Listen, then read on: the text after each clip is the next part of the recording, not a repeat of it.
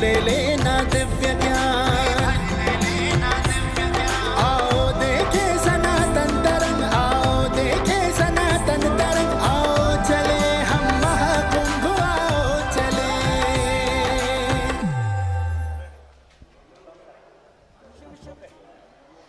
From the banks, the vastness of the gathering is mesmerizing. Millions moving in harmony, their faith as steady as the rivers themselves. Overhead, the flags of akhadas flutter in gentle breeze, while the priests perform yajnas to sanctify the moment. The divine energy of Prayag has drawn not just the faithful, but also history, culture, and spirituality into its fold. को कही सकई प्रयाग प्रभाव, कलुष पुंज कुंजर मृगराव। प्रयाग तीर्थराज कहे जाते हैं, समस्त तीर्थों के ये अधिपति हैं। प्रयाग महात्म्य से सारा वैदिक साहित्य भरा पड़ा है। पद्म पुराण के वचन है कि ग्रहाणां च यथा सूर्यो नक्षत्राणां यथा शशि, तीर्थानाम उत्तमम तीर्थम प्रयागाख्यम अनुत्तमम। जैसे ग्रहों में सूर्य तथा ताराओं में चंद्रमा है, वैसे ही तीर्थों में प्रयाग सर्वोत्तम है। जो पुरुष यहाँ के अक्षयवट का दर्शन करता है, उसके दर्शन मात्र से ब्रह्म हत्या नष्ट हो जाती है। यत्र वटस्याक्षयस्य दर्शनं कुरुते नरः, तेन दर्शन मात्रेण ब्रह्म हत्या विनश्यते। आदिवटः समाख्यातः कल्पान्तेऽपि च दृश्यते, शेते विष्णुर्यस्य पत्रे अतोऽयम् अव्ययः स्मृतः। यह अक्षयवट जो आदिवट कहलाता है, प्रयागराज में स्थित है, कल्पांत में भी देखा जा सकता है। इसके पत्ते पर भगवान विष्णु शयन करते हैं, अतः यह वट अव्यय समझा जाता है। मत्स्य पुराण में भी तीर्थराज प्रयाग की महिमा के विषय में महाराज युधिष्ठिर के द्वारा पूछने पर मार्कंडेय ऋषि ने कहा कि हे राजन, प्रयाग महात्म्य का वर्णन सैकड़ों वर्षों में भी नहीं किया जा सकता है, फिर भी मैं संक्षेप में वर्णन कर रहा हूँ। और वे कहते हैं कि षष्टिर्धनुष सहस्राणि यानि रक्षन्ति जाह्नवीं, यमुनां रक्षति सदा सविता सप्तवाहनः। प्रयागन्तु विशेषेण सदा रक्षति वासवः, मंडलं रक्षति हरिर्देवतैः सह संगतः। तं वटं रक्षति सदा शूलपाणिर्महेश्वरः, स्थानं रक्षन्ति वै देवाः सर्वपापहरं शुभम्। अधर्मेणावृतो लोको नैव गच्छति तत्पदम्, अल्पमल्पतरं पापं यदा तस्य नराधिप। प्रयागं स्मरमाणस्य सर्वमायाति संशयम्, दर्शनात् तस्य तीर्थस्य नाम संकीर्तनादपि। यानी कि प्रयाग में 60,000 धनुर्धर वीर गंगा की रक्षा करते हैं। इंद्र विशेष रूप से सदा प्रयाग की रक्षा में तत्पर रहते हैं। श्रीहरि देवताओं के साथ पूरे प्रयाग मंडली की रखवाली करते हैं और महेश्वर हाथ में त्रिशूल लेकर सदा वट वृक्ष की रक्षा करते हैं। ऐसा है इस प्रयागराज का महात्म्य। बिल्कुल ठीक कहा सत्यप्रिया आपने। भारतवर्ष विश्व की आत्मा है, तो प्रयागराज भारत का प्राण है। प्रयागराज एक नगर मात्र नहीं, बल्कि भारतीय आध्यात्मिक सांस्कृतिक चेतना का स्पंदन है। भारतीय आस्था, तप और पुण्य का अनमोल केंद्र है ये तीर्थराज प्रयाग, जहां देखिए ये अमृत स्नान की बेला में नागा साधु घोड़े पर सवार होकर अपने आचार्य महामंडलेश्वर के नेतृत्व में पूरे अनुशासन के साथ संगम तट की ओर अग्रसर हो रहे हैं। जो समय सारिणी प्रशासन के द्वारा जारी की गई उसका पूर्णतः पालन करते हुए समस्त अखाड़ों का आगमन नियत समय पर संगम तट पर होना है। पहला अखाड़ा अपने शिविर से संगम तट की ओर अग्रसर हो चुका है। आचार्य महामंडलेश्वर विश्वात्मानंद जी महाराज के नेतृत्व में अटल अखाड़े के ये साधु सन्यासी, ये श्री महंत, ये महंत और उनके नेतृत्व में अनेकानेक धर्मावलंबी, उनके शिष्यगण संगम तट की ओर अग्रसर हो रहे हैं। विहंगम दृश्य होता है ये।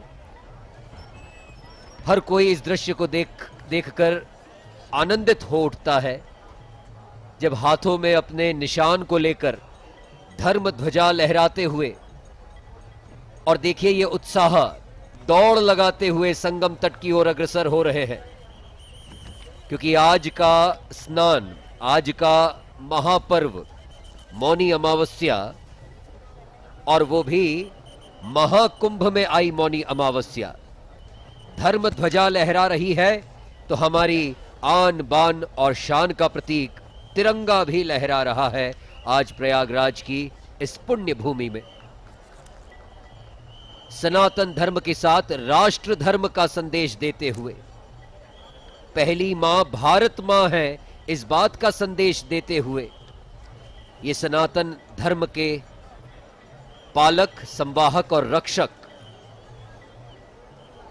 और इस बार का जो महाकुंभ है, आचार्य शुक्ल हमारे साथ चूंकि उपस्थित है, मैं आपसे जानना चाहूंगा आचार्य जी कि माना जा रहा है, कहा जा रहा है, इस बात को प्रसारित किया जा रहा है, प्रचारित किया जा रहा है कि अब की बार का जो महाकुंभ है वो एक रसता और समरसता का प्रतीक है, एक भारत और श्रेष्ठ भारत का प्रतीक है। कैसे देखते हैं आप इस महाकुंभ को समरसता के विषय में? धन्यवाद शुक्ल जी, आपने बहुत ही अच्छा प्रश्न किया। हमारी धरा पर, हमारी धरा का जो दर्शन है वह दर्शन है सनातन दर्शन। सनातन का अर्थ है वह तत्व जो अविनाशी तत्व है। हमारी सृष्टि में जितने भी तत्व हैं, देव तत्व से लेकर के जितने भी पांच भौतिक तत्व हैं, सब जो हैं वो विनाशी तत्व है, सबका काल निश्चित है। मुंडक श्रुति कहती है, ब्रह्मा देवानां प्रथमं संबभूव विश्वस्य कर्ता भुवनस्य गोप्ता। इस सृष्टि के रक्षण के लिए, सृष्टि के संचालन के लिए ब्रह्मा के रूप में उस परम तत्व से दैवी सृष्टि का आविर्भाव हुआ। उस दैवी सृष्टि का संचालन किस रूप में हो, कैसे देव तत्व अर्थात जो ब्रह्मांडीय तत्व है और जो पार्थिव तत्व है, दोनों को किस आलोक में कौन कैसे प्रकाशित हों, इसका जो एक माध्यम हमारे देवताओं ने, ऋषियों ने हमें प्रस्तुत किया, वह जो है सर्वप्रथम इस रूप में देखना चाहिए कि हमारी संपूर्ण धारा में केवल एक ही हमारे पास उदाहरण है जहाँ समस्त सृष्टि अर्थात जो दैवी सृष्टि है और आसुरी सृष्टि है एक ही भूत होती है। ये पहला स्वरूप कुंभ के रूप में आता है हमारे सामने। हमारे पुराण सबसे पहले इसको व्याख्यायित करते हैं कि देवताओं और असुरों ने मिलकर उनके समागम से जो यह प्रकाश हमें प्राप्त हुआ वह कुंभ के रूप में प्राप्त हुआ। क्योंकि तात्विक रूप से इसकी प्राप्ति के लिए दोनों ने समुद्र मंथन किया। हमारे इस बात को लेकर हमारे पुराण जो है विशेष रूप से आख्यायिका प्रस्तुत करते हैं। प्रायः सभी पुराणों में इस तत्व को लेकर के विस्तार से कहा गया है, क्योंकि इससे जो प्राप्ति हुई वो अमृतत्व की प्राप्ति हुई, अमृत रूपी कलश की प्राप्ति हुई। केवल सामान्य की नहीं हुई हमें कि हमें कोई सामान्य अमृतत्व की प्राप्ति हो गई हो। हमको कुंभ का अर्थ, कलश का अर्थ होता है पूर्णता, अर्थात जो सभी प्रकार के कुत्सित विचारों को जगत के हित के लिए दूर करके एक आनंदमय सृष्टि का प्रारंभ करे। उस प्रारंभ का जो तात्विक अर्थ जो है, दार्शनिक अर्थ है, वह हमें कुंभ या कलश के रूप में प्राप्त होता है। हमारे बहुत से आचार्यों ने, ऋषियों ने बहुत कुंभ की अलग अलग व्याख्याएं की हैं। एक आचार्य हमारे कहते हैं, कम जलम उम्भति पूरेयति अवर्षणादि दुर्भिक्षेभ्य दूरी करोति स कुंभ। अर्थात जो पुण्यशाली महर्षियों के द्वारा जो संसेवित जल जिस काल विशेष में विश्व को अवर्षणादि दुर्भिक्षों से दूर करता है, वह काल विशेष कुंभ कहलाता है। तो वह जो दुर्भिक्ष है किस रूप में है? हमारे जब आनंद के, ज्ञान के इत्यादि जो तात्विक चीज़ें हैं उनकी जब कमी होती है, उसको श्रद्धा के साथ हम पूर्ण करने के लिए एकत्र होते हैं प्रयाग की इस धरती पर, या उज्जैन की धरती पर, या नासिक की धरती पर, या हरिद्वार की धरती पर। उससे हमें जो है यह तात्विक जो है, जो स्वरूप है, जो दर्शन है, वह हमें प्राप्त होता है। बहुत आनंद के साथ हमारे जो पुराण हैं इस बात को प्रारंभ करते हैं। कैसे कहते हैं कि अथातः संप्रवक्ष्यामि कलशोत्पत्ति उत्तमाम। उत्तम शब्द से संबोधित किया है। ये कलश की, कुंभ की उत्पत्ति किस रूप में हुई, अर्थात लोक में आनंद किस रूप में उपस्थित हुआ, अज्ञान किस रूप से दूर हुआ, जो हमारे अंदर जो तात्विक चिंतन होना चाहिए, धर्म प्रतिष्ठित होना चाहिए, धृति क्षमा दमो अस्तेयम शौचमिंद्रिय निग्रह, उसको कैसे हम प्राप्त करें, इसका मार्ग हमें इस कुंभ के रूप में, महाकुंभ के रूप में, अमृत के रूप में कैसे प्राप्त करें?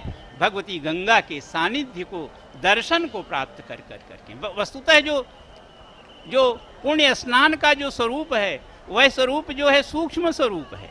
सूक्ष्म स्वरूप के लिए हमें जो है वो अपने अंदर धारण करना पड़ता है भगवती गंगा को। इसीलिए हमारे आचार्य कहते हैं, गंगे तव दर्शनात् मुक्ति ही, उनके दर्शन से ही हमें मुक्ति प्राप्त होती है। लेकिन हमारा जो भौतिक ये जो स्थूल चिंतन है, वह साक्षात उनके अंदर डूब जाने के लिए प्रेरित करता है। इसीलिए हम एक पुण्य वेला का प्रतीक्षा में रहते हैं कि वह पुण्य वेला हमें प्राप्त हो, और उस पुण्य वेला में जब भगवती गंगा का हम साक्षात प्रवहमान स्वरूप के साथ अपने आंतरिक अंतःकरण को प्रवाहित कर देते हैं, अर्थात हम अपने अज्ञान को उसमें समर्पित कर देते हैं। अज्ञान को दूर करने से ही तो मोक्ष की प्राप्त होती है। दो ही तत्व हैं हमारे, वेद कहते हैं, ऋग्वेद कहता है सूर्य आत्मा जगतस्थुसश्च। सूर्य जो है ये जंगम और स्थावर की आत्मा है। हमारा जो ये शरीर है ये सूर्य से है। जो हमारा तात्विक चिंतन है वह चंद्रमा से है। चंद्रमा मनसो जात चक्षुः सूर्यो अजायत।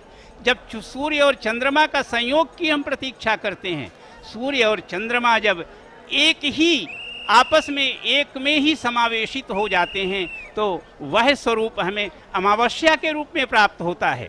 तो वह यह अमावस्या का स्वरूप हम पुनः जो है अपने कालखंड को जो है वह कालखंड की मिथुन सृष्टि है। सब चीज मिथुनीकृत है। अगर हम स्वर्ग की कामना करते हैं तो इसलिए कि हम नरक के परिप्रेक्ष्य को देखते हैं, इसीलिए हम कहते हैं असतोमा सद्गमय। और जब हम अंधकार से प्रकाश की ओर की कामना करते हैं तब कहते हैं ज्योतिर्मा अमृतम गमय। तो वो अमृत कब होता है? जब हमारी स्थूल सृष्टि और सूक्ष्म सृष्टि अर्थात सूर्य और चंद्रमा का जो संयोग है, वो सूर्य और चंद्रमा का संयोग प्रतिमास जो है, जो हमारा 360 डिग्री का हमारा समस्त ब्रह्मांड है, उस ब्रह्मांड में का जो प्रारंभ तत्व है वो है अमावस्या है। वह अमावस्या जो है वह सूर्य और चंद्रमा के संयोग से होती है। उस संयोग, वह संयोग का जो कालखंड में फिर मिथुन जो है उत्तरायण और दक्षिणायन के रूप में है। तो हम उत्तरायण में जब 13, 14 या 15 जनवरी को जब हमारे सूर्य जो हैं वह मकर राशि में आते हैं तो वह योग और महत्वपूर्ण हो जाता है। और उसमें जब वृष राशिस्थ जो हैं बृहस्पति, उनको बृहस्पति क्या है, वह उस ज्ञान तत्व को जो मानसिक और सूक्ष्म और जो स्थूल सृष्टि को जो प्रेरित करने वाले हैं वो बृहस्पति हैं। और वह बृहस्पति का जो उन तीनों का जो संयोग है वह आज की इस पुण्य वेला में, आज की ब्रह्म मेला में, वस्तुतः यह जो समय है ये उषस काल का समय है। सूर्योदय के 1 घटी पूर्व उषह काल होता है, उसके पूर्व आश्विन काल होता है। आश्विन काल में केवल प्राणवायु का संचरण होता है। उस प्राणवायु का संचरण वह व्यक्ति जो है उसके सानिध्य को जैसे प्राप्त करता है, भगवती गंगा के साथ जो है वह परम आनंद की अनुभूति जन्म जन्मांतर तक उसको प्राप्त कराने के लिए प्रेरित करती है। वस्तुतः वो अपने ज्ञान से ही प्राप्त करेगा। लेकिन जब शस्त्र और शास्त्र दोनों की विद्या जिन्हें आती है, हम इन्हें नागा बाबा क्यों कहते हैं? बाबा दरअसल जिसे हम पिता तुल्य मानते हैं, जिसे हम हमारा संरक्षक मानते हैं, उन्हें जब बाबा कहकर पुकारा जाता है, ये है वो नागा बाबा जिन्होंने धर्म की रक्षा का प्रण लिया है, जिन्होंने धर्म की रक्षा का संकल्प लिया है। वो अपने हाथों में लेकर त्रिशूल, हाथों में लहराते हुए तलवार, पुष्प मालाएं पहने हुए, रुद्राक्ष मालाएं पहने हुए, भस्म रमाए हुए संगम तट की ओर अग्रसर हो रहे हैं। केंद्र सरकार की बात करें, उत्तर प्रदेश शासन की बात करें या प्रयागराज के जिला प्रशासन की, समूची व्यवस्था अनुशासन के साथ पूर्ण गरिमा का ध्यान रखते हुए यह अमृत स्नान का कार्यक्रम सफलतापूर्वक क्रियान्वित हो। साधु सन्यासी संतगणों के द्वारा अमृत स्नान किया जाए, साथ ही जो आम जनता है उन्हें भी किसी प्रकार की समस्या, किसी भी प्रकार की कठिनाई ना आए, इस बात का समूचा प्रबंध किया गया है। साधुओं के लिए, सन्यासियों के लिए, विशेष रूप से नागा साधुओं को संगम तट पर पहुंचने के लिए एक विशेष मार्ग बनाया गया है, एक विशेष कॉरिडोर का निर्माण किया गया है। संगम तट पर जिस कॉरिडोर से, जिस मार्ग से गुजरते हुए समस्त साधुओं का, नागा सन्यासियों का आगमन संगम तट की ओर हो रहा है। पूर्व निर्धारित समय सारिणी के अनुसार आज अमृत स्नान में सबसे पहला सन्यासी अखाड़ा श्री पंचायती अखाड़ा महानिर्वाणी एवं श्री शंभू पंचायती अटल अखाड़ा होगा, जिसके बाद श्री तपोनिधि पंचायती श्री निरंजनी अखाड़ा एवं श्री पंचायती अखाड़ा आनंद, और उसके बाद सन्यासी अखाड़ों के ही क्रम में श्री पंचदशनाम जूना अखाड़ा एवं श्री पंचदशनाम आवाहन अखाड़ा तथा श्री पंचाग्नि अखाड़ा होगा। ये विशेष तोरण द्वार जो इस प्रयागराज की पुण्य धरती पर इस संपूर्ण मेला क्षेत्र में बनाए गए हैं, जिन तोरण द्वार से होकर गुजरते ये लाखों नहीं करोड़ों की संख्या में श्रद्धालु, मनोहारी दृश्य, और ये जितने तोरण द्वार आपको दिखाई दे रहे हैं ये एक अलग ही दिव्यता से भरे हुए हैं।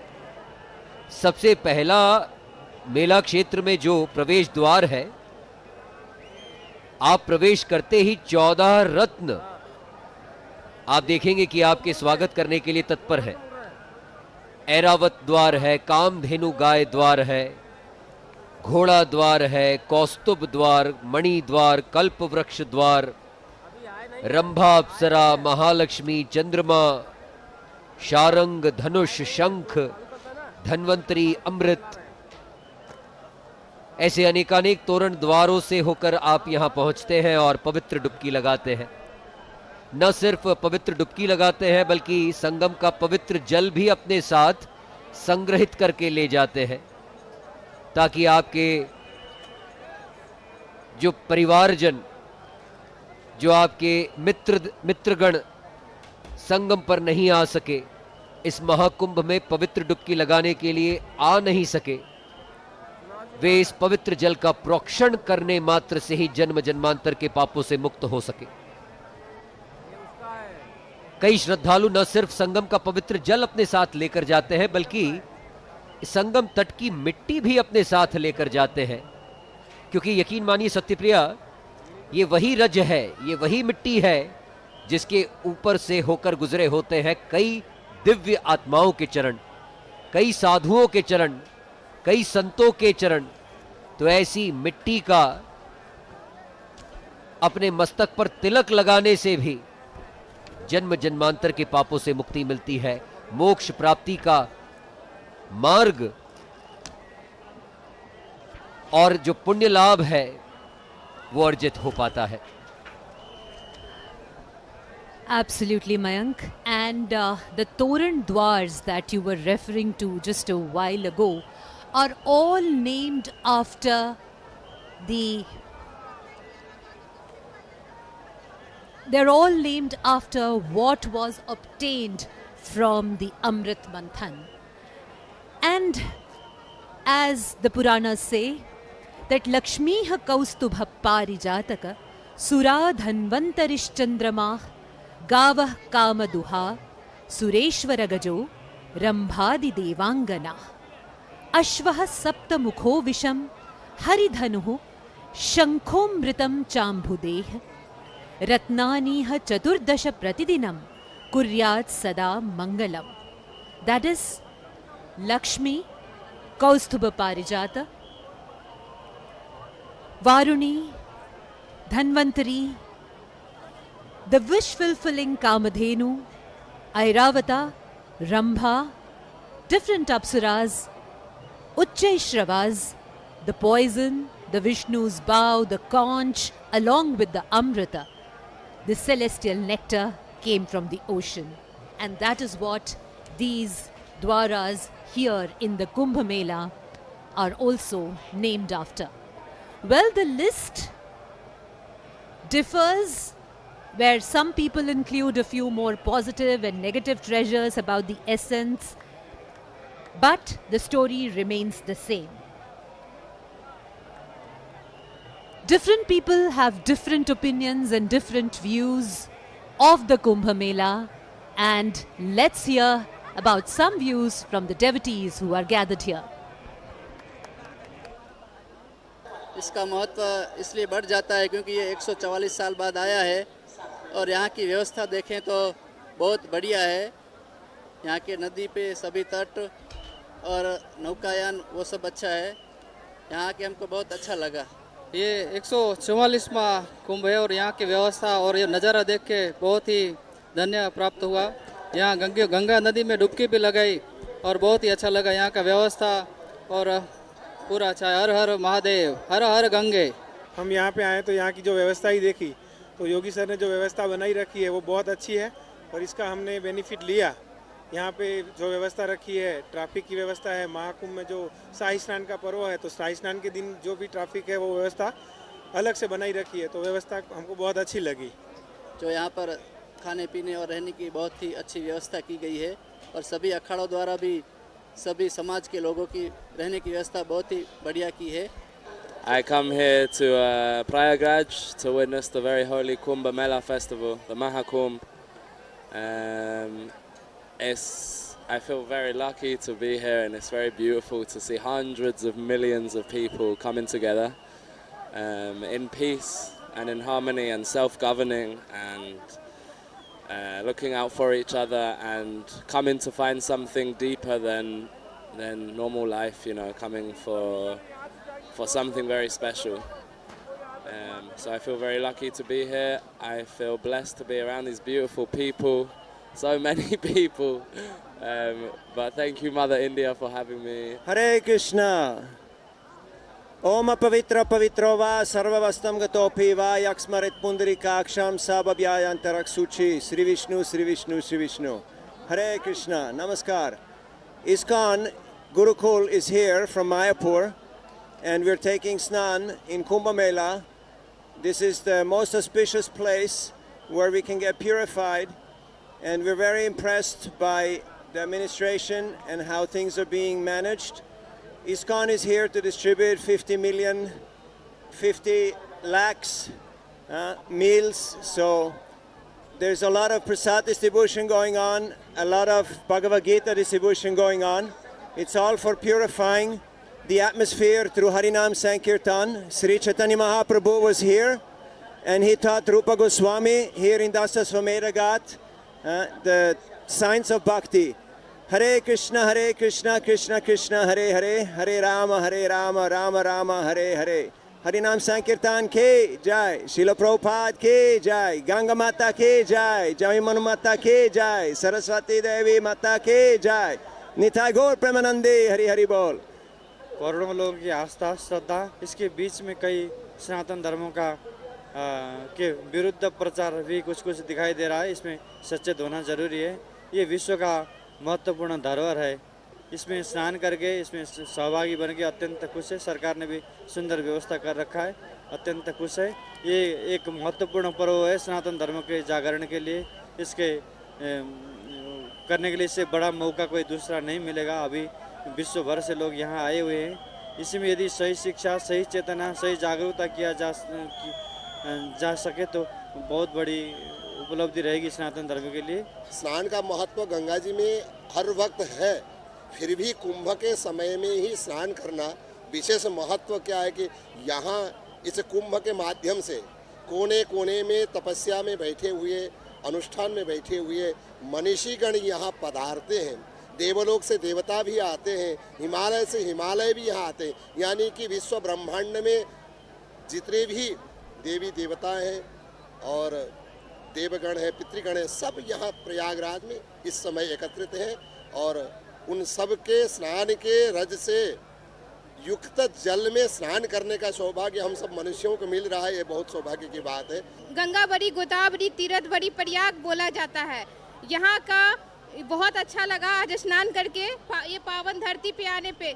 मैं प्रयागराज से हूँ। मुझे बहुत खुशी हो रही है कि इतने प्रयागराज में इतने साल बाद यहाँ पे महाकुंभ लगा, इतने लोग आए। मुझे गंगा में स्नान करने में बहुत अच्छा लगा।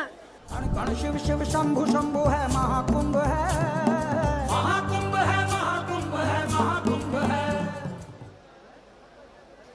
This is the Kumbh, a cosmic celebration of mind over matter, faith over doubt, and spirit over ego. It is a journey that rejuvenates not just individuals, but the collective consciousness of humanity. And this is what draws one and many from across the globe to this Punya Bhumi of Prayagraj. And as is it said, Tanyeva yah puman yoge somritattvaya kalpate deva namanti tatrasthan yatha ranka dhanadipan. The shloka from Skanda Purana glorifies the bathing ritual of Kumbha or the Kumbha Snana. One who takes a dip in the holy Triveni or the Sangam at Prayagraj gets to taste the nectar of Amritatva, the nectar of eternity. And not just human beings, but also the entire Devagana or the gods, the celestial beings, bow down to the persons who have taken this holy dip. And stay tuned as we, the team of commentators and experts on Doordarshan, dive deeper into the essence of Kumbh and unravel how this timeless tradition continues to resonate in modern times. जी बिल्कुल सत्यप्रिया, जो आपने स्कंद पुराण का उल्लेख किया। जो मनुष्य कुंभ योग में स्नान करता है वह अमृतत्व की प्राप्ति करता है। कुंभ पर्व में स्नान करने वाले मनुष्य को देवगण भी नमस्कार करते हैं। अपूर्व महिमा है कि माघ मास में शीतल जल में डुबकी लगाने और नहाने वाले मनुष्य पाप मुक्त होकर स्वर्गलोक को जाते हैं। व्रत हो, दान हो, तपस्या हो, इन सब से भी भगवान श्री हरि को उतनी प्रसन्नता नहीं होती जितनी कि माघ महीने में स्नान मात्र से होती है। और आज माघ महाकृष्ण पक्ष की अमावस्या यानी कि मौनी अमावस्या पर ये अमृत स्नान की बेला और ये जो विहंगम दृश्य आप देख पा रहे हैं लगातार सजीव प्रसारण के माध्यम से दूरदर्शन नेशनल के यूट्यूब चैनल, साथ ही प्रसार भारती के ओटीटी प्लेटफॉर्म वेव्स के माध्यम से, मान्यता है कि माघ महीने में अगर गंगा जल में स्नान किया जाए, अगर संगम के पवित्र जल में स्नान किया जाए तो जन्म जन्मांतर के पापों का नाश होता है। श्री रामचरितमानस में तुलसीदास जी ने लिखा है, माघ मकर गत रवि जब होई, तीरथ पतहि आव सब कोई, देव दनुज किन्नर नर श्रेणिम, सादर मज्जिहि सकल त्रिवेणी, पूजे ही माधव पद जल जाता, परसी अखय बटु हर्ष ही गाता। अर्थात माघ में जब सूर्य मकर राशि पर जाते हैं तब सब लोग तीर्थराज प्रयाग को आते हैं। देवता, दैत्य, किन्नर और मनुष्यों के समूह जब आदर पूर्वक त्रिवेणी में स्नान करते हैं और अक्षय वट का स्पर्श कर उनके शरीर पुलकित होते हैं। जिन मनुष्यों को चिरकाल तक स्वर्गलोक में रहने की इच्छा हो, उन्हें माघ मास में सूर्य के मकर राशि में स्थित होने पर पवित्र नदी में प्रातः काल स्नान करना ही चाहिए। ये दृश्य संगम तट का करोड़ों की संख्या में श्रद्धालु आज पहुंचे हैं मौनी अमावस्या के दिन उषा काल में स्नान करने के लिए। स्नान के बाद दान इत्यादि कर्म, लगता है हर कोई आ गया है इस महाकुंभ में। सिद्ध भी आ गए हैं और साधक भी आ गए हैं। देवी देवता तो आए ही हैं, नाग भी हैं, किन्नर भी हैं, ऋषि मुनि भी हैं, विष्णु को मानने वाले भी हैं, शिव के उपासक भी हैं और शाक्य भी हैं, लिंगाई भी हैं, भक्त भी हैं। कोई योगी है, कोई भोगी है, कोई रोगी है। हर कोई महाकुंभ में पवित्र डुबकी लगाने आया है।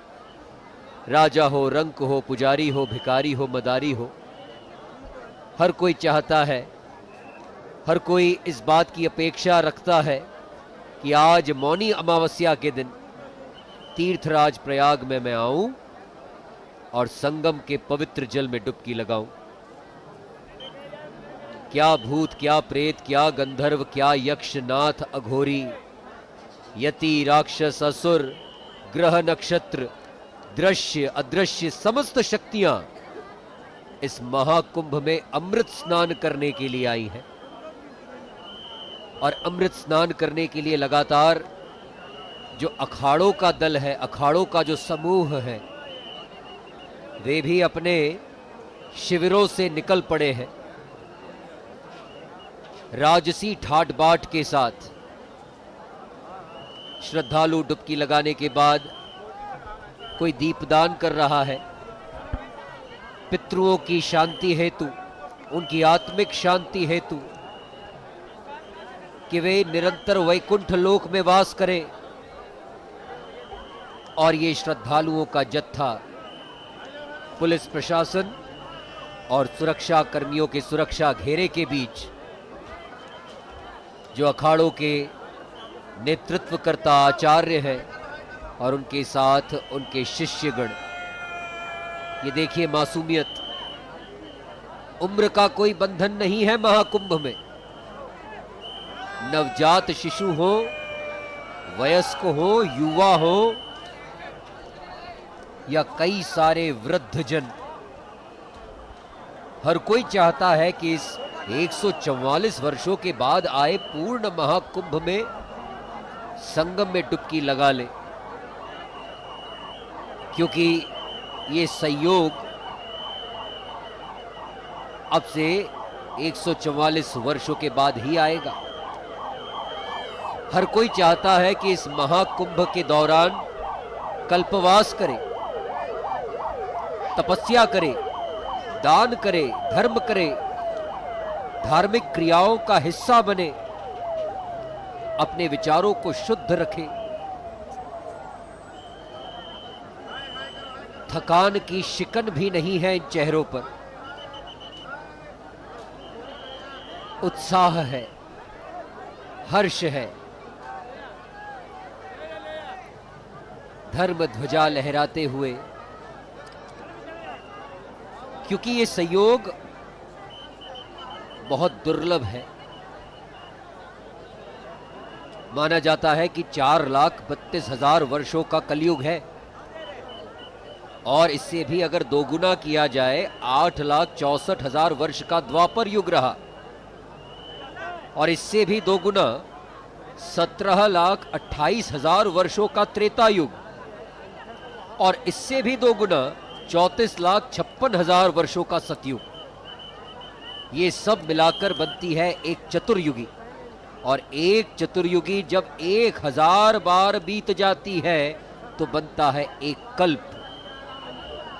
और प्रयागराज में इस महाकुंभ के दौरान 1 माह रहकर अगर आप तपस्या करते हैं तो आपको एक कल्प तपस्या करने का पुण्य लाभ अर्जित होता है। अखिल विश्व से आए, भारतीय हो या विदेशी नागरिक, ये सनातन का आकर्षण है, ये सनातन की सुंदरता है, ये हिंदुत्व की, ये इस धर्म की सुंदरता है जो विदेशों से भी श्रद्धालुओं को आकर्षित करती है। हम हमारे दर्शकों को बताएं सत्यप्रिया, कल जब हम प्रयागराज आ रहे थे, हवाई अड्डे का जो स्थिति थी, लगभग 30 से 40% लोग विदेशी थे। और ये इस बात का उदाहरण है या इस बात को साबित करता है कि ये महाकुंभ, ये महा उत्सव है, ये सनातन का गर्व है। और अब की बार तो ये डिजिटल महाकुंभ भी है जी, क्योंकि आर्टिफिशियल इंटेलिजेंस का भरपूर प्रयोग किया गया है इस महाकुंभ मेले में। जी हाँ, इस जन समुद्र को देखकर शायद किसी को ऐसा लगे कि किस तरह से ये लोग दीवाने हुए चले जा रहे हैं संगम की ओर। लेकिन मयंक, इसी जन समुद्र से होते हुए हम आज यहाँ इस कमेंट्री बूथ तक पहुँचे हैं, और आप भी मेरी इस बात में हाँ में हाँ ज़रूर मिलाएंगे जब मैं ये कहूँगी कि पूरा वातावरण, पूरा यह जन समुद्र जो है, ये पॉजिटिविटी से भरा हुआ था, सकारात्मकता से भरा हुआ था।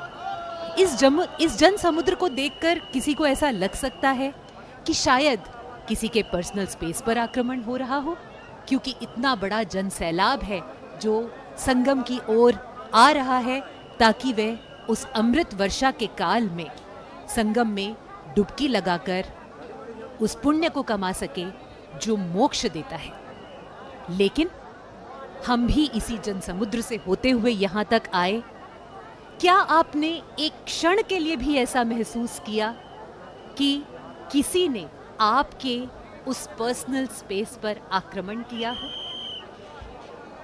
बिल्कुल नहीं सत्यप्रिया, ऐसा बिल्कुल नहीं प्रतीत हुआ, ऐसा बिल्कुल महसूस नहीं हुआ कि यहाँ किसी के भी मन में शिकायत का भाव हो, क्योंकि माना जाता है कि जब आप तीर्थ यात्रा कर रहे हैं और महाकुंभ जैसे महापर्व पर प्रयागराज आए हैं तो शिकायत का भाव तो आपके मन में होना ही नहीं चाहिए। बिल्कुल। और उत्तर प्रदेश शासन और केंद्र शासन ने जो व्यवस्था यहां पर कायम की है, उससे किसी भी व्यक्ति को शिकायत का मौका भी नहीं मिल रहा है जी। जो कंप्यूटराइज्ड खोया पाया केंद्र बनाया गया है, अगर कोई व्यक्ति या कोई वस्तु खो जाती है तो उसका डिस्प्ले पूरे मेला क्षेत्र में लगाई गई एलईडी स्क्रीन्स पर होता है।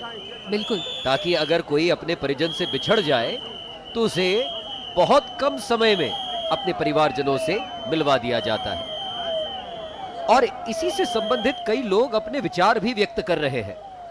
हर व्यक्ति का अपना ओपिनियन है और जैसा कि आप बोल रही थी, वो ओपिनियन पॉजिटिव ओपिनियन ही है, क्योंकि यहाँ हर ओर सकारात्मक ऊर्जा प्रवाहमान हो रही है। जितने भी चेहरे हमें यहाँ नजर आ रहे हैं मयंक, सभी हंसते मुस्कुराते हैं, उन पर सकारात्मकता ही नजर आ रही है। क्या सोचते हैं लोग महाकुंभ 2025 के विषय में, आइए देखते हैं। ऐसे ये प्रयागराज, तो प्रयागराज का महत्व इसलिए है क्योंकि यहाँ तरण तारिणी मोक्षदायिनी माँ गंगे रहती, विद्या की माता सरस्वती जी का भी यहाँ पर विशेष निवास है। फिर जमुना जी माता का भी यहाँ निवास है, जहाँ भगवान श्री कृष्ण ने बचपन में जमुना जी में ही अपना पूरा कुंभ की विशेषता, जैसे कुंभ साधु संतों से पूर्व काल से साधु संत हमारे गुरुजन लोग एकत्रित होते हैं इसमें, इसीलिए कुंभ मेला भी कहते हैं। मेला एक जो समूह एक इकट्ठा होता है उसे मेल कहते हैं, इसीलिए मेला नाम दीजिए कुंभ मेला। अमृत झलका था उस समय का, नक्षत्र में डाके सब अमृत में स्नान करते हैं। साई में संत महात्मा तपस्या करते रहते, वो आगे बढ़ते, आनंदमय होते, आनंद सबको देते, भरपूर आनंद सबको मिलता, आशीर्वाद है। और गंगा का आनंदमय गोद है, आनंदमय सबको आनंद मिल रहा है। बहु मौज આવી, આનંદ આવ્યો। આ બાપુના આશ્રમ ને બહુ સારું કે કીધું ને, સંત કે રીજે તો સબ રીજે, રીજે કે ત્રણ લોકના નાથ, મન માથે રાખે મદાર તો કે આ દુનિયા હું કરે, અમે વશ કર્યો સરદાર, તાકી તન હિન્દુસ્તાન રખ મારે ને તો તાકાત નથી, પણ સ્વર્ગમાં કોઈની તાકાત નથી। गंगा का बहुत महत्व है। कुंभ का मेला बहुत अच्छा है। आश्रम गंगागिरी का बहुत अच्छा है। गंगागिरी, शुभम गिरी और भैरवगिरी बहुत व्यवस्था करी है, बहुत अच्छी से मानस ख्याल रखता है और बहुत अच्छा है। यहाँ बहुत आनंद आता है। ये जैसे हम ये पवित्र भूमि में आए हैं गंगा घाट पे शुद्ध होने, और सबको अच्छा ही मतलब के महसूस हो रहा है, बहुत ही अच्छी तरह से सुविधा है। संतों की वाणी से सुन रहा हूँ कि 144 वर्ष पुराना समय था, उस टाइम ये तिथि आई थी। ये बहुत अच्छी तिथि आज आ गई है यहाँ हमारे महाकुंभ में। महाकुंभ में बड़ा महापर्व है ये, इसको लेने के लिए बड़े बड़े दूर से आ रहे हैं, विदेशों से भी आ रहे हैं लोग। तो मैं सबसे अनुमति रिक्वेस्ट करता हूँ कि इसके लिए जरूर से जरूर आए और पर्व का आनंद ले।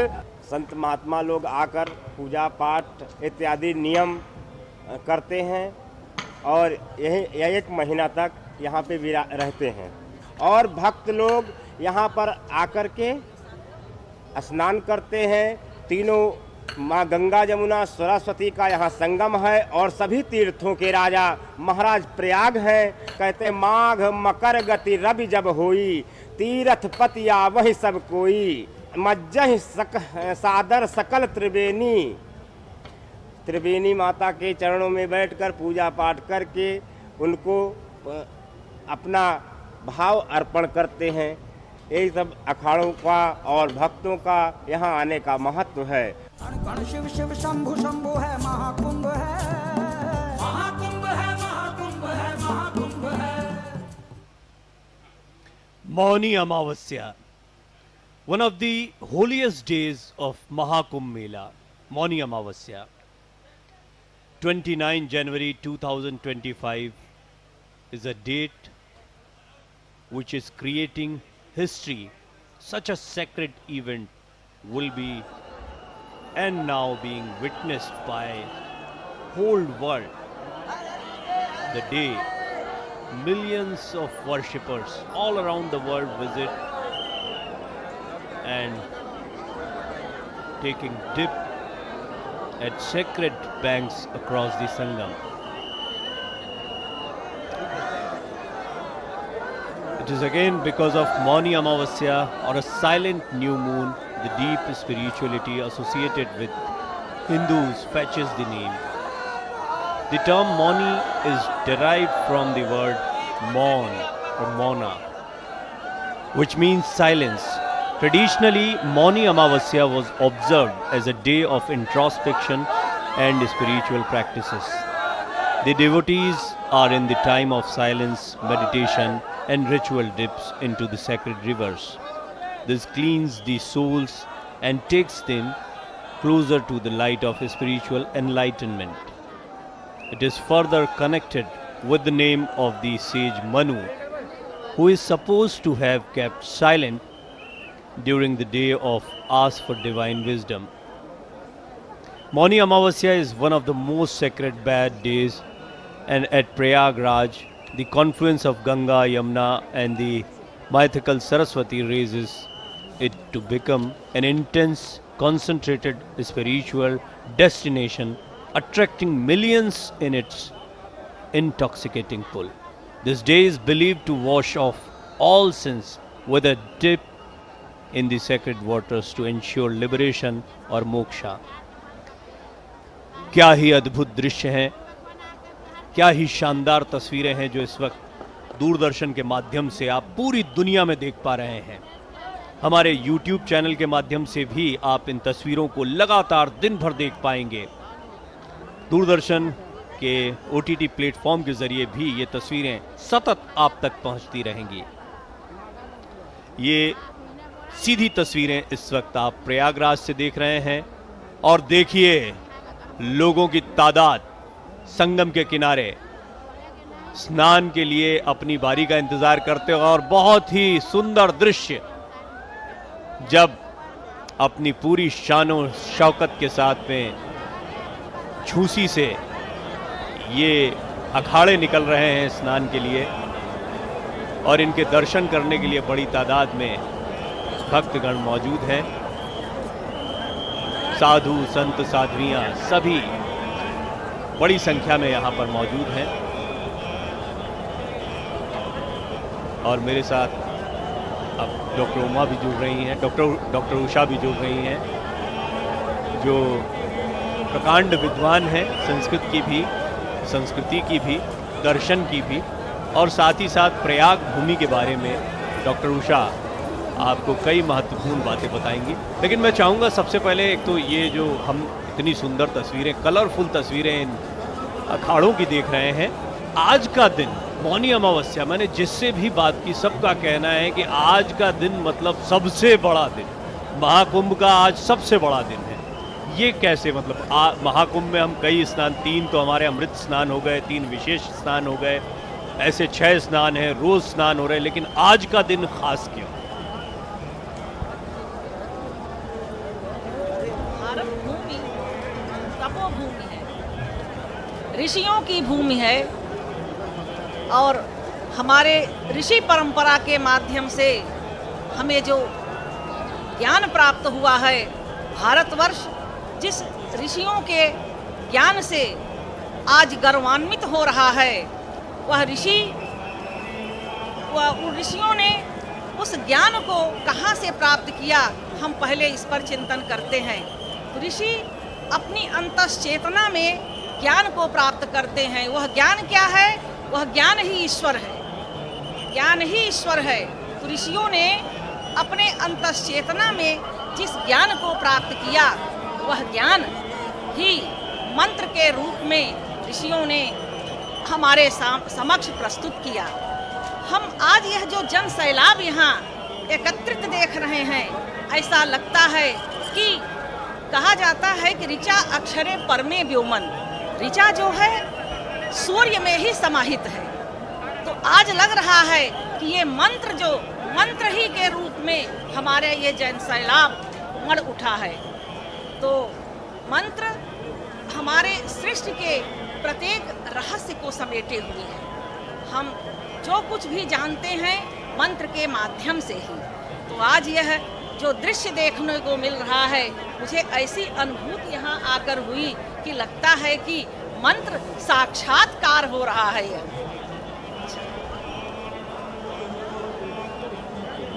अब हम देखें कि अमृत कलश क्या है। कलशस्य मुखे विष्णुः कंठे रुद्रः समाश्रितः मूले तत्त्वस्य स्थितो ब्रह्मा मध्ये मातृगणः स्मृताः कुक्षौ तु सागराः सप्त द्वीपा च मेदिनी ऋग्वेदो अथ यजुर्वेदः सामवेदो ह्यथर्वणः अंगैश्च सहिताः सर्वे कलशम तु समाश्रिताः। यह कलश का स्वरूप है। कलश यानी जो अमृत, उसमें सब कुछ समाहित है। वह कभी अपूर्ण नहीं है। पूर्णमदः पूर्णमिदं पूर्णात् पूर्णमुदच्यते पूर्णस्य पूर्णमादाय पूर्णमेवावशिष्यते। तो यह कलश इन हमारे देव तत्व से पूरित कलश है। तो हम यह देखें कि हमें देवत्व सृष्टि में उस परम परमात्मा के पास दो ही तत्व हैं, एक अमृत तत्व है और एक मृत तत्व है। तो मृत तत्व जो है देव तत्व है, अमृत तत्व जो है वह देव तत्व है। उसी देव तत्व से हमारा संपूर्ण जड़ जगत भी सिंचित होता रहता है। यह तो उस जड़ जगत के उस अमृत तत्व कलश के माध्यम से जो जड़ जगत सिंचित होता है वह अमृत सदैव पूरित ही रहता है। उसके लिए हम अपने वेद की नासदीय सूक्त को चर्चा करना चाहूँगी, जहाँ यह कहा गया है कि आनीदवातम स्वधया तदेकम। हम कुंभ को प्रस्तुत करना चाहते हैं कि कुंभ है क्या। तो आनीदवातम स्वधया तदेकम, सृष्टि के पूर्व एक परमात्मा, एक परम तत्व, जब सृष्टि में कुछ भी नहीं था, कोई सत्ता की कोई कल्पना नहीं थी, तब भी वह परम तत्व अपनी स्वधा शक्ति से वह श्वास ले रहा है। जबकि कुछ है नहीं, प्राण भी, वायु भी नहीं है, लेकिन उसके अंदर एक श्वास का आवागमन हो रहा है। वह श्वास तत्व कहाँ है? उसकी अंतर चेतना में, उसी के अंदर ही समाहित है। वह स्वधा बल है उसका, वही स्वधा बल उसका प्राण है। उसी प्राण से जब वह प्राण उससे अलग तो नहीं कहते हैं, वह उसके अंदर निश्चेष्ट है, उसी से वह सृष्टि करता है, उसी अपने प्राण से। अभी वायु नहीं है। फिर पुरुष सूक्त में उसी प्राण के लिए कहा जाता है प्राणाद वायु रजायत। उस परमात्म तत्व के अंदर जो स्वधा बल है, उसी बल से उसका प्राण, उसी प्राण से वायु तत्व उत्पन्न होती है। वह परमात्म कलश है, जिस कलश के अंदर सब कुछ पूरित है। इस वक्त हम जो तस्वीरें दिखा रहे हैं वो भी जरा दर्शकों को बताते चलें। देखिए क्या ही विहंगम दृश्य है ये। आप देख रहे हैं संगम पर किस तरह से डुबकी लगाने के लिए लोग अपनी बारी का इंतज़ार कर रहे हैं। बड़ी तादाद में लोग लगातार डुबकी लगा रहे हैं। और मैं आपको बता दूं, कई ऐसे घाट हैं और हर घाट पर आप दूरदर्शन के कैमरों की नज़र पाएंगे। दूरदर्शन पर ये आप सजीव प्रसारण लगातार देख रहे हैं, चाहे वो कुंभ क्षेत्र में प्रवेश की तस्वीरें हों, जहाँ से बड़ी तादाद में देश भर से, बल्कि दुनिया भर से, दुनिया के कई देशों से यहाँ पर श्रद्धालु आए हैं। और आज का दिन बहुत ही महत्व का है। अमृत स्नान को कोई चूकना नहीं चाहता है। यही वजह है कि बड़ी तादाद में आज संगम के किनारे ये सभी श्रद्धालु पहुँचे। यहाँ पर जितनी भी टीम्स हैं वो मुस्तैद हैं, चाहे वो बचाव कर्मी हों, चाहे वो नौका चलाने वाले साथी हों। इनके साथ ही साथ में पुलिस ने भी यहाँ पर ख़ास इंतज़ामात किए हैं, जिससे इतनी बड़ी जो श्रद्धालुओं की तादाद है उसको व्यवस्थित और अनुशासित रखा जा सके। ये आप दृश्य देख रहे हैं, जहाँ आप अंदाज़ा लगा सकते हैं कि करोड़ों लोग लगातार संगम में अपनी उपस्थिति दर्ज करवा रहे हैं। कई साधु संतों के विषय में भी हमने आपको बताया, साधु संतों को आपने सुना भी है। और इन विहंगम दृश्यों के बीच में हम आपको कुछ ऐसी बातें भी सुनवा रहे हैं जो आपको बताती हैं कि किस तरीके से संगम में अलग अलग साधु संत आए। जैसे रुद्राक्ष बाबा के रुद्राक्ष काफ़ी चर्चित हुए रुद्राक्ष बाबा ने 12 ज्योतिर्लिंगों का निर्माण रुद्राक्षों के माध्यम से किया है और उनको सुनना या उनके इस कार्य को जानना भी आपके लिए बहुत दिलचस्प होगा। देखिए।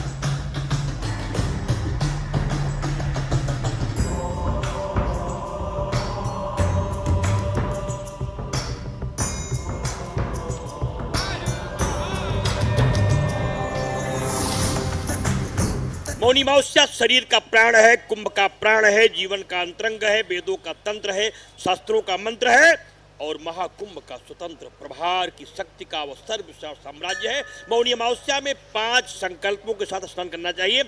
स्नान करके मौन रहते हुए भगवान के नामों का जप करते हुए, यज्ञ करके, सत्य व्रत का अनुसरण करते हुए, चरित्र का पालन करते हुए, परिक्रमा करके और यज्ञ दान तप करके भगवान महाकाल के मंत्रों का जप कर यदि आप मौनी अमावस्या में स्नान करते हैं तो आपकी इच्छाओं की पूर्ति भी होगी और जो चाहेंगे वो प्राप्ति भी हो जाएगा। शास्त्रों की मान्यता है यम यम चिंतते कामम तम तम प्राप्नोति निश्चितम, जो भी आपके मन में इच्छा हो वो प्राप्त कर सकते हैं, क्योंकि मौन एक ऐसी सिद्धि है जिसके द्वारा अंतरंग ज्ञान हो जाता है। मौनी अमावस्या को 7 सिद्धियों देने वाले संकल्प प्राप्त होंगे। अर्थ, धर्म, काम, मोक्ष, विद्या, बुद्धि और राज्य, जो भी चाहते हो प्राप्त कर लीजिए। लेकिन मौनी अमावस्या का ये जो पावन पर्व इस बार आ रहा है 144 वर्षों बाद महाकुंभ में बहुत विशेष है। इसमें यदि आप भगवान शिव का महाभिषेक कर सकते हैं, विष्णु का शास्त्रार्जन कर सकते हैं, भगवती का शास्त्रार्जन कर सकते हैं और माँ गंगा को नारियल के साथ चुदरी अर्पित कर सकते हो या सूर्य को 27 बार अर्घ्य दे सकते हो तो निश्चित रूप से आपकी समस्याओं का समाधान हो जाएगा। अगर आपके यहाँ पितृदोष है तो कम से कम तेल, चमेली का, चावल और तिली और गुड़ मिलाकर के अगर उसका प्रसाद बना लें और महुए के पत्ते पर लोगों को दे दें, समस्याओं का निस्तारण हो जाएगा। यदि आपके यहाँ कुरग्रह, पापग्रह, शापग्रह, तापग्रह, नवग्रह है तो आप पीपल के पत्ते पर चमेली का तेल, सिंदूर लगा करके हनुमान जी को अर्पित करें और उस दिन अगर आप भगवान मध्यरात्रि में भगवान विष्णु के नामों का जप करें, शिव का सहस्त्रार्जन करें, इच्छाओं की पूर्ति हो जाएगी। गंगा का 5 बार स्नान करें, ब्रह्म मुहूर्त में 5 चरण में गंगा का स्नान करने, जो चाहे वो प्राप्त हो जाएगा। गुरुजी, और जो यहाँ पे आपने जो रुद्राक्ष का 12 शिवलिंग बनाए हैं, इसकी क्या महत्व है? रुद्राक्ष की मणियां हैं, इससे रुद्राक्ष की मणियों से 7,51,00,000 रुद्राक्ष मणियों से 12 ज्योतिर्लिंगों का निर्माण किया गया है। क्योंकि शिवलिंग नहीं ज्योतिर्लिंग है, क्योंकि ज्योतिर्लिंग प्रकट होती है, रुद्राक्ष भी भगवान शिव की आंखों से प्रकट हुआ है, इसलिए यह ज्योतिर्लिंग है। एक ज्योतिर्लिंगों में 55 लाख रुद्राक्ष की मणियां लगाई गई हैं। 11 फीट ऊंची है, 9 फीट चौड़ी है और 7 फीट मोटी है। 11 रुद्रों के हिसाब से है, 9 दुर्गा के हिसाब से है और 7 अंग जो है सब पुरियों के हिसाब से है। इसका जो संकल्प है भारत को हिंदू राष्ट्र बनाने के लिए, आतंकवाद विनाश के लिए, भूल हत्या बंद होने के लिए, गंगा प्रवाह के लिए, सेना मजबूत होने के लिए, भारत की रक्षा करने के लिए, आतंकवाद विनाश के लिए, देश की क्षमता को बढ़ाने के लिए, सेनाओं को समर्थवान बनाने के लिए और भारत को विश्वगुरु बनाने जैसे संकल्प को लेकर के यह मेरी यज्ञ महाकुंभ तीर्थराज प्रयाग के पावन तट पर नागबासुकी मंदिर के सन्निकट सेक्टर 6 में नागबासुकी द्वार के सामने चल रही है, जो मकर संक्रांति से प्रारंभ है और वहां से चलेगी। इसमें 27 सत्रों के कुंड बनाए गए हैं। सभी कुंडों में नित्य हवन होती है, दीपपूजन होता है, 1.25 करोड़ दीपक जलाए जाएंगे, 11 करोड़ मंत्रों का जप है, 125 करोड़ आहुति है। पूरे देश के लोगों का यहाँ आह्वान है, सभी लोग आ रहे हैं, हवन कर रहे हैं। विशेष बात यह है इस यज्ञशाला में विजय नंदी की स्थापना है जो आतंकवाद विनाश के लिए है, धर्म नंदी की स्थापना है जो देश रक्षा के लिए है और यहाँ भगवान ब्रह्मा का स्तंभ बनाया गया है, भगवान इंद्र का, भगवान विष्णु का, भगवान शिव का 1108 कलश स्थापित हैं। उन कलशों पे सेनाओं की रक्षा के लिए दीप जलाए जाते हैं। लौह के अंग बनाए गए हैं, लाल अंग जो है लक्ष्मी के लिए है और पीला अंग जो है वो रोग हरण के लिए है और विजय त्रिशूल भी यहाँ स्थापित किए गए हैं जो बहुत महत्वपूर्ण है देश के लिए। 15 मुखी माता जी के अंक के हिसाब से 36 त्रिशूल हैं। हर त्रिशूलों में 27,000 मणियां रुद्राक्ष लगाई गई हैं। 12 घंटे लगाए गए हैं। हर महीने में एक एक सूर्य आते हैं, जो मेष राशि सूर्य होते हैं, तभी कुंभ लगता है। 12 सूर्यों के 12 घंटे लगाए गए हैं। और महाराज गणेश के भी 12 स्तंभ बनाए गए हैं। सभी संकल्पों का जो साकार रूप है उसका दर्शन दिख रहा है। और यहाँ जो त्रिशूल है उनकी संख्या है 11,108। उच्चार तरह के हैं। पीला त्रिशूल जो है रोग हरण के लिए है। लाल त्रिशूल जो है देश की अर्थव्यवस्था को मजबूत करने के लिए है। और सफेद त्रिशूल जो है ज्ञान विद्या बुद्धि के लिए है। और काला त्रिशूल जो है आतंकवाद विनाश और भारत की विजय के लिए स्थापित किया गया है। रुद्राक्ष एक ऐसी मणि है जिसको धारण करने से सभी प्रकार के रोग समाप्त हो जाते हैं। सनातन का प्राण है, इसको धारण करने से किसी प्रकार की आपदा नहीं आती है। रुद्राक्ष को प्रसाद भी प्राप्त करना चाहिए। प्राप्ति उसे धारण करें। गृहस्थ, नेता, अधिकारी, कर्मचारी, माताएं, बेटियां सभी लोग धारण कर सकते हैं। रुद्राक्ष कवच है, सभी लोग धारण करें और आपकी रक्षा करेगा, देश की रक्षा करेगा, राष्ट्र रक्षा करेगा। और राजपद पाने के लिए सरकारों, सरकारी लोगों को भी, नेताओं को भी धारण करना चाहिए। उससे देश की रक्षा होती है, वृद्धि होती है, समृद्धि होती है।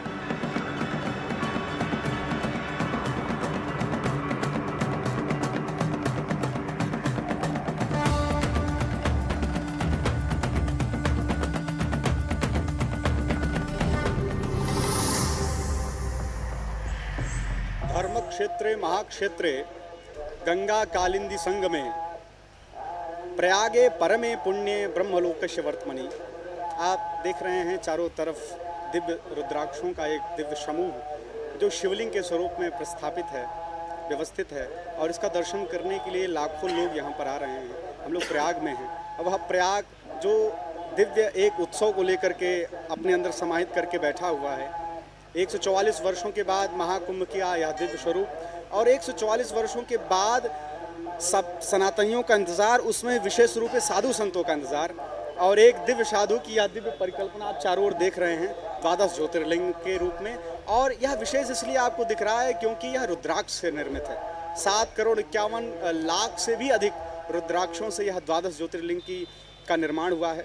रुद्राक्ष अत्यंत विशेष है, शिव को अत्यंत प्रिय है। और शैवों के लिए ही नहीं अपितु सभी सनातनियों के लिए यह रुद्राक्ष प्रिय है। भगवान शिव के नेत्र हैं। शिव का वह नेत्र जो सब पर करुणामयी दृष्टिपात करता है। तो रुद्राक्ष के लिए कोई भी नियम नहीं बताया गया है। हर व्यक्ति, हर वर्ण का व्यक्ति यह रुद्राक्ष धारण कर सकता है। और रुद्राक्ष से जो आपको सकारात्मकता का दिव्य एहसास होता है। और अब आप देख सकते हैं चारों इतने रुद्राक्ष की परिकल्पना क्यों? क्योंकि ये सभी रुद्राक्ष यह संकेत दे रहे हैं कि भगवान शिव अनंत नेत्रों से हम सब पर करुणामयी दृष्टि का पात कर रहे हैं। और लोग पूछ रहे थे इतने रुद्राक्ष का क्या होगा? प्रत्येक सनातनियों के पास यह रुद्राक्ष पहुंचेगा। इसलिए रुद्राक्ष तो सबको ही धारण करना चाहिए। शिव का एक आप दर्शायमान स्वरूप यदि कहीं देखना चाहते हैं तो वह रुद्राक्ष है जो आप नित्य अंग संग में ले सकते हैं, रख सकते हैं।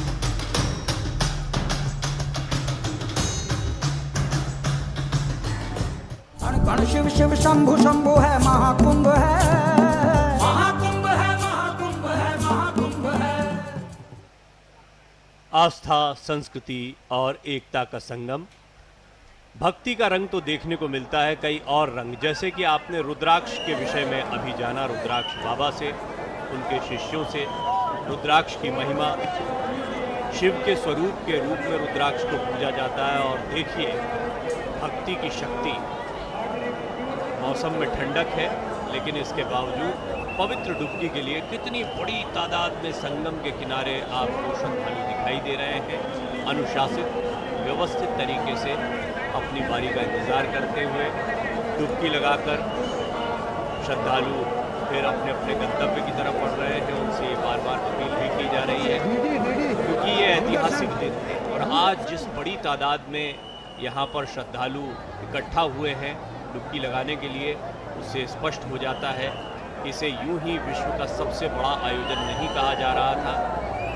ये कहीं नहीं हो सकता, ये कभी और मौका नहीं आएगा। 144 सालों में ऐसा संयोग बना है और इसीलिए श्रद्धालुओं की आस्था भी उमड़ी है।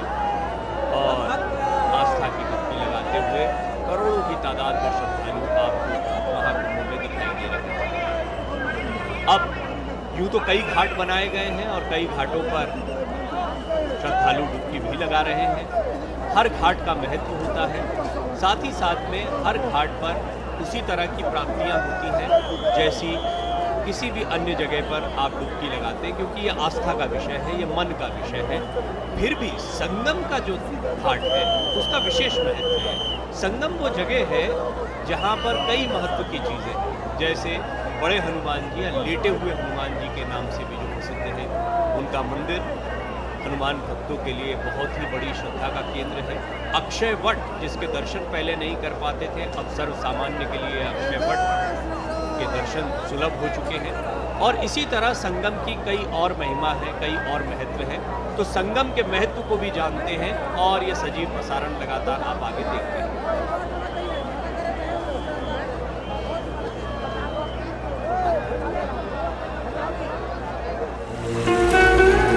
जहां गंगा, यमुना और अदृश्य सरस्वती की लहरें मिलती हैं,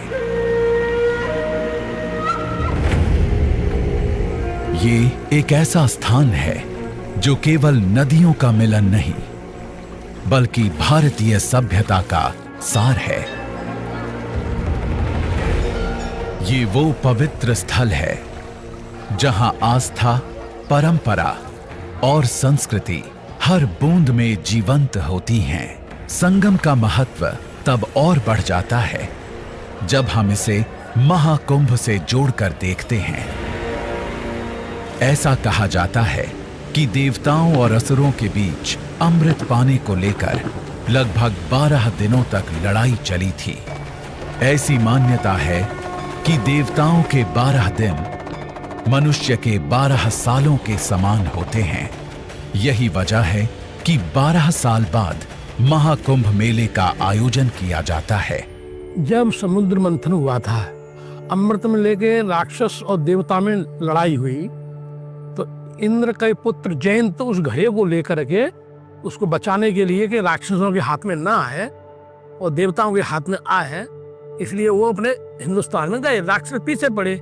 जहां जहां अमृत की बूंदें छलकी, तो उस दिन क्या राशि थी, कौन सा ग्रह किस राशि में थे, उसी राशि से ये महाकुंभ होता है। ज्योतिष शास्त्र के अनुसार जब बृहस्पति ग्रह वृषभ राशि में हो और इस दौरान सूर्य देव मकर राशि में आते हैं, तो कुंभ मेले का आयोजन प्रयागराज में होता है। इस दौरान करोड़ों श्रद्धालु गंगा, यमुना और सरस्वती के पवित्र संगम तट पर स्नान करने के लिए आते हैं। माघ मास में कुंभ पर्व पर प्रयागराज में व्यक्ति 3 दिन भी नियम पूर्वक स्नान कर लेता है तो उसे सहस्त्र अश्वमेध यज्ञ करने के बराबर पुण्य प्राप्त हो जाता है। हजारों अश्वमेध यज्ञ के बराबर एक स्नान में वो फल प्राप्त हो जाता है। प्रयागराज को तीर्थों का राजा की उपाधि दिया गया है। बाकी तो सब तीर्थ हैं, लेकिन यो तीर्थों का भी राजा है प्रयागराज, क्योंकि यहाँ महान 3 नदियों का संगम हुआ है। कहा जाता है कि महाकुंभ के समय संगम में स्नान करने से भक्तों के जीवन में गहरा परिवर्तन आता है और ये अक्षय पुण्य फलदायी होता है। ये केवल एक साधारण स्नान नहीं है, बल्कि ये एक अद्भुत आध्यात्मिक अनुभव है जो मन, शरीर और आत्मा को शुद्ध करता है। यहाँ डुबकी लगाने से न सिर्फ पापों का नाश होता है, बल्कि जीवन को एक नई दिशा और ऊर्जा मिलती है। जब मैं संगम में डुबकी लगाने गया तो मुझे बहुत अच्छा फील हुआ। तो एक मन को शांति मिलती है और अपनी जिंदगी में ठहराव फील होता है। जो पाप जाने अनजाने में किए जाते हैं, वे भी संगम के पवित्र जल में बह जाते हैं। त्रिवेणी की हर बूंद में इतनी शक्ति है कि वो व्यक्ति के सभी दोषों को धो डालती है।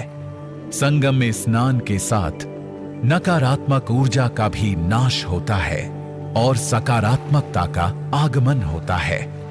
ये वो समय होता है जब भक्त अपनी अंतरात्मा को शुद्ध करते हैं और विश्वास, शक्ति और मानसिक शांति से साक्षात्कार करते हैं। महाकुंभ के समय संगम के पावन तट पर मकर संक्रांति, मौनी अमावस्या, बसंत पंचमी, माघी पूर्णिमा और महाशिवरात्रि के अवसर पर अमृत कुंभ स्नान की अद्भुत परंपरा जीवंत होती है। हम लोग सब परिवार यहाँ आते हैं और मकर संक्रांति के एक दिन बाद पुणे की स्नान करते हैं, मकर संक्रांति का भी स्नान करते हैं। स्नान करने के बाद एक बड़ी ही आनंद की अनुभूति होती है, बड़ा सौभाग्य मिलता है हमें दर्शन करके, स्नान करके। ये परंपरा सदियों से श्रद्धालुओं के लिए आस्था का मुख्य केंद्र रही है। अमृत कुंभ स्नान के दौरान देश भर से आए साधु संत संगम पर पहुंचते हैं और पुण्य की प्राप्ति के लिए पवित्र डुबकी लगाते हैं। सबसे पहले नागा साधुओं को स्नान का सम्मान दिया जाता है। मकर संक्रांति का स्नान, मौनी अमावस्या का स्नान और बसंत पंचमी का स्नान। संसार में बसंत भर जाए इसी कामना से स्नान करके और हम आगे बढ़ जाते हैं काशी नगरी की तरफ। इसके बाद अन्य सन्यासी और संतों का क्रम आता है। ये दिव्यता और सम्मान का प्रतीक माना जाता है। महाकुंभ में शामिल अखाड़ों के लिए अमृत कुंभ स्नान का समय विशेष रूप से निर्धारित किया जाता है। ये संत और साधुओं के अनुशासन और परंपरा के प्रति समर्पण को दर्शाता है। उनके स्नान के बाद श्रद्धालु त्रिवेणी के पावन जल में डुबकी लगाकर आत्मा की शुद्धि का अनुभव करते हैं। पहले इस अमृत कुंभ स्नान को शाही स्नान के नाम से जाना जाता था। इसकी भव्यता और धार्मिक महत्ता इसे आज भी अद्वितीय बनाती है। ये स्नान न केवल धार्मिक आस्था का परिचायक है, बल्कि भारतीय संस्कृति और परंपराओं का जीवंत उत्सव भी है। पूरी दुनिया से लोग महाकुंभ के समय संगम में पवित्र स्नान के लिए आते हैं, क्योंकि इसका गहरा आध्यात्मिक और सांस्कृतिक महत्व है। ये परंपरा प्राचीन ग्रंथों और धार्मिक मान्यताओं में निहित है, जिसे आत्मा की शुद्धि, पापों के नाश और आध्यात्मिक नवजीवन के लिए अत्यंत पवित्र माना जाता है। 88,000 ऋषि इसी प्रयागराज में पुराणों के श्रवण करते थे। वेदांतों के जो है सूत जी के द्वारा जो है उसका प्रवचन सुनते थे, उसका व्याख्या सुनते थे और उसका ज्ञान को अर्जित कर करके धर्म का प्रचार समाज में जाके करते थे।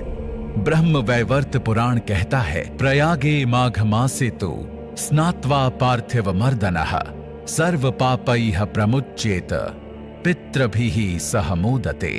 कि माघ मास में प्रयाग में स्नान करने वाला व्यक्ति सभी पापों से मुक्त हो जाता है और उसके पितृ भी प्रसन्न होते हैं। अग्नि पुराण में दर्ज है, कुंभे कुंभोद्भवः स्नात्वा प्रायच्छति हि मानवान् ततः परम न पापानि तिष्ठन्ति शुभ कर्मणाम।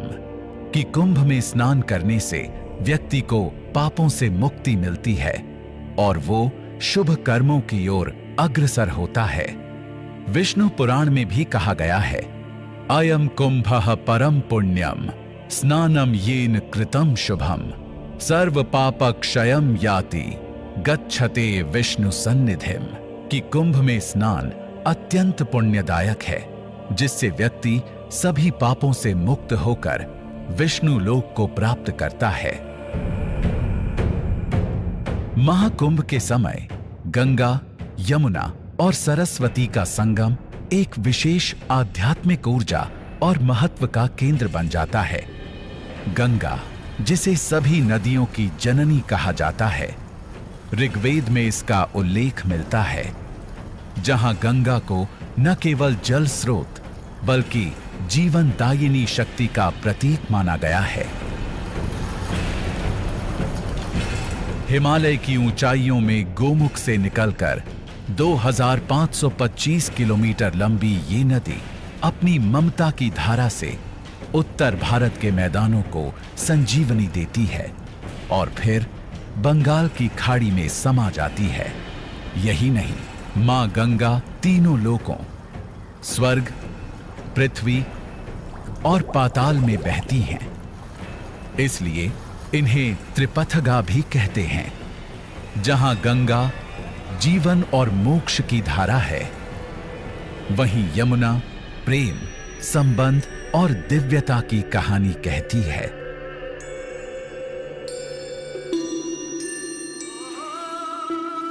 ये नदी हिमालय की ऊंचाइयों में यमुनोत्री ग्लेशियर से निकलकर 1377 किलोमीटर का सफर तय करती हुई अपनी अनूठी गाथा बयां करती है। यमुना के तट पर बसा मथुरा और वृंदावन केवल एक भूमि नहीं, बल्कि भगवान श्री कृष्ण की लीलाओं से सजी एक अलौकिक धरा है। यहाँ के कदम्ब के पेड़, यमुना की लहरों से छलकती पवित्रता और तटों पर गूंजती राधा कृष्ण की महिमा, सब कुछ मानो भगवान की अनुपम लीलाओं का सजीव चित्रण है। कहते हैं, जब श्री कृष्ण ने कालिया नाग को वश में कर उसे मथुरा से निकाला था, तब उन्होंने यमुना के जल को पवित्र कर उसे मोक्षदायिनी बना दिया। यमुना आज भी उन दिव्य पलों की साक्षी है, जहां यमुना की लहरों में इतिहास की गूंज है, वहीं सरस्वती की धाराओं में ज्ञान और संस्कृति की अनमोल विरासत समाई है। ऋग्वेद में सरस्वती नदी का उल्लेख 60 बार मिलता है और इसे जीवन देने वाली नदी के रूप में दर्शाया गया है। इसी नदी के किनारे महाभारत का युद्ध लड़ा गया था। हालांकि आज इस नदी का नामो निशान नहीं है, लेकिन लोगों का मानना है कि ये नदी अब भी गुप्त तरीके से बहती है। ये भी कहा जाता है कि प्रयागराज में संगम पर सरस्वती अदृश्य रूप में मिलती हैं।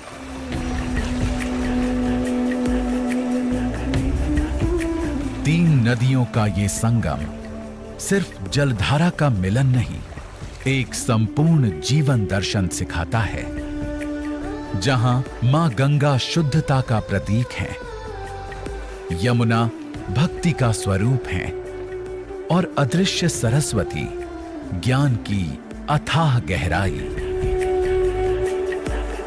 संगम का तीन पवित्र नदियों का संगम है, गंगा यमुना सरस्वती। शायद ये विश्व में कहीं इस पे पावन धरती नहीं होगी, पावन नदी नहीं होगी, जहाँ पर कि आपको आने पर जो सुखद अनुभव मिलता है, लगता है कि आप अलग दुनिया में आ गए हैं। त्रिवेणी संगम नदियों की मिलन भूमि ही नहीं, ये भारत की अद्वितीय संस्कृति और आध्यात्म का हृदय स्थल है। यहाँ का हर कण, हर बूंद मोक्ष की कहानी कहते हैं। ये भूमि दिव्य ऊर्जा से भरपूर है, जहां प्रकृति का हर अंग ईश्वर की उपस्थिति का अनुभव कराता है। सूरज की पहली किरण जब पानी की सतह पर पड़ती है, तो ऐसा लगता है मानो सोने के आभूषण झिलमिला रहे हों। हवा में मंत्रोच्चारण की गूंज, घंटियों की मधुर आवाज और भजन कीर्तन की लय पूरे ब्रह्मांड को एक अनोखे संगीत में बांध देती है।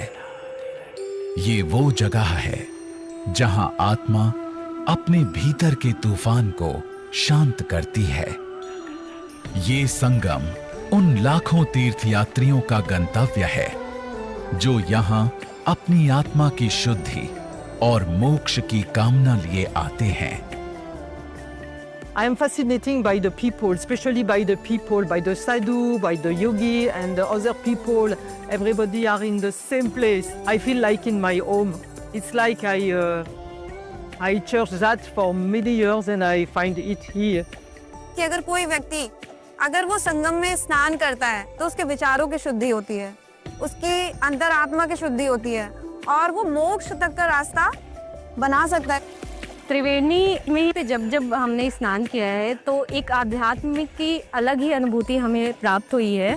स्पिरिचुअलिटी जिसकी बात करते हैं, वो अगर आपको महसूस करना है तो आप त्रिवेणी संगम में स्नान जरूर करिए। यहाँ हर प्रार्थना, जल में लगाई हर एक डुबकी पापों को धोकर आत्मा को एक नई दिशा देती है। संगम सिर्फ 3 नदियों का संगम नहीं, ये दृश्यमान और अदृश्य शक्तियों का वो मिलन स्थल है जहां विश्वास हर सीमा को पार कर जाता है। त्रिवेणी संगम वो स्थान है जहां आस्था और दिव्यता अपने चरम पर पहुंचती हैं, जहां हर डुबकी अपने आप में एक नई शुरुआत है, जहां हर प्रार्थना परमात्मा से एक संवाद है। ये स्थान नहीं, सजीव धरोहर है। ये हमारी आत्मा का शाश्वत संगम है।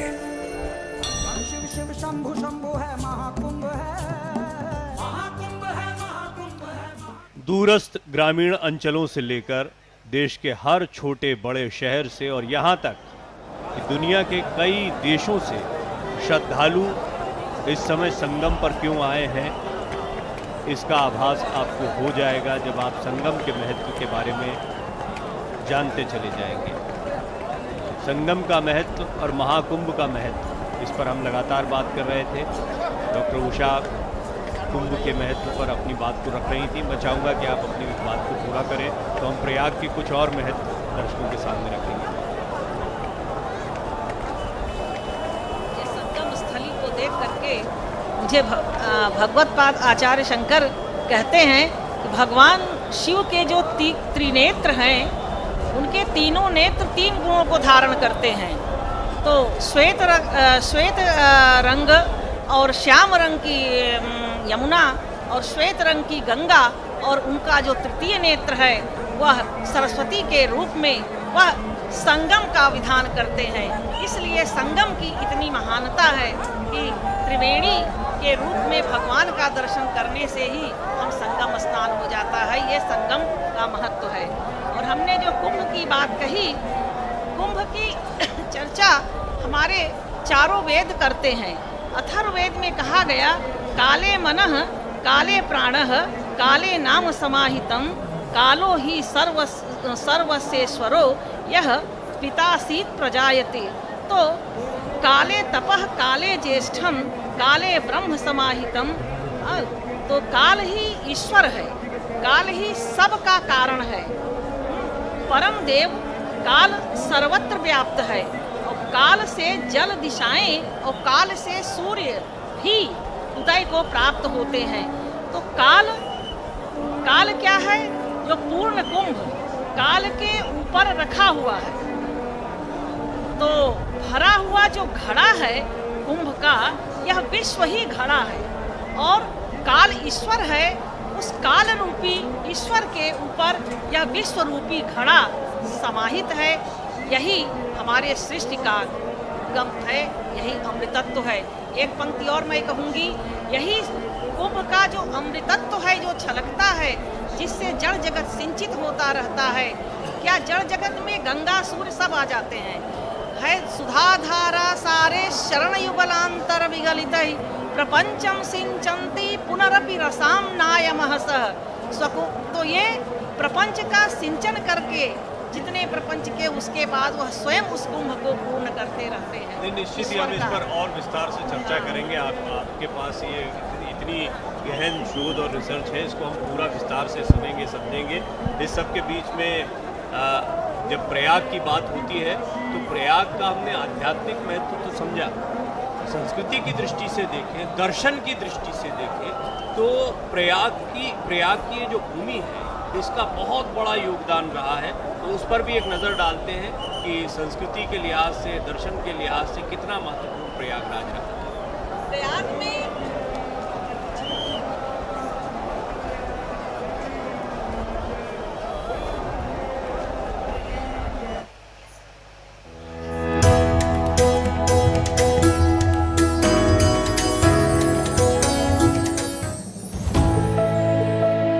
प्रयागराज अपने आध्यात्मिक पर्यटन के साथ साथ संस्कृति और साहित्य की भूमि भी है।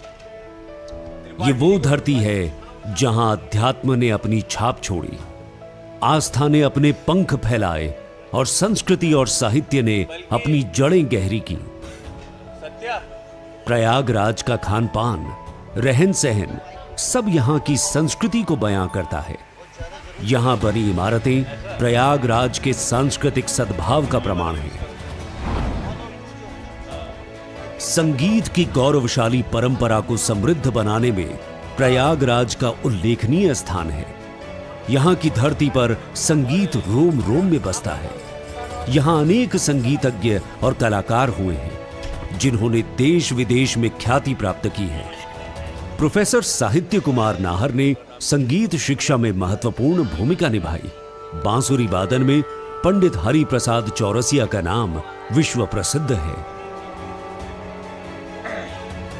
प्रयागराज की थाती ढेढिया नृत्य, कजरी, चैती व बिरहा गायन से समृद्ध रही है।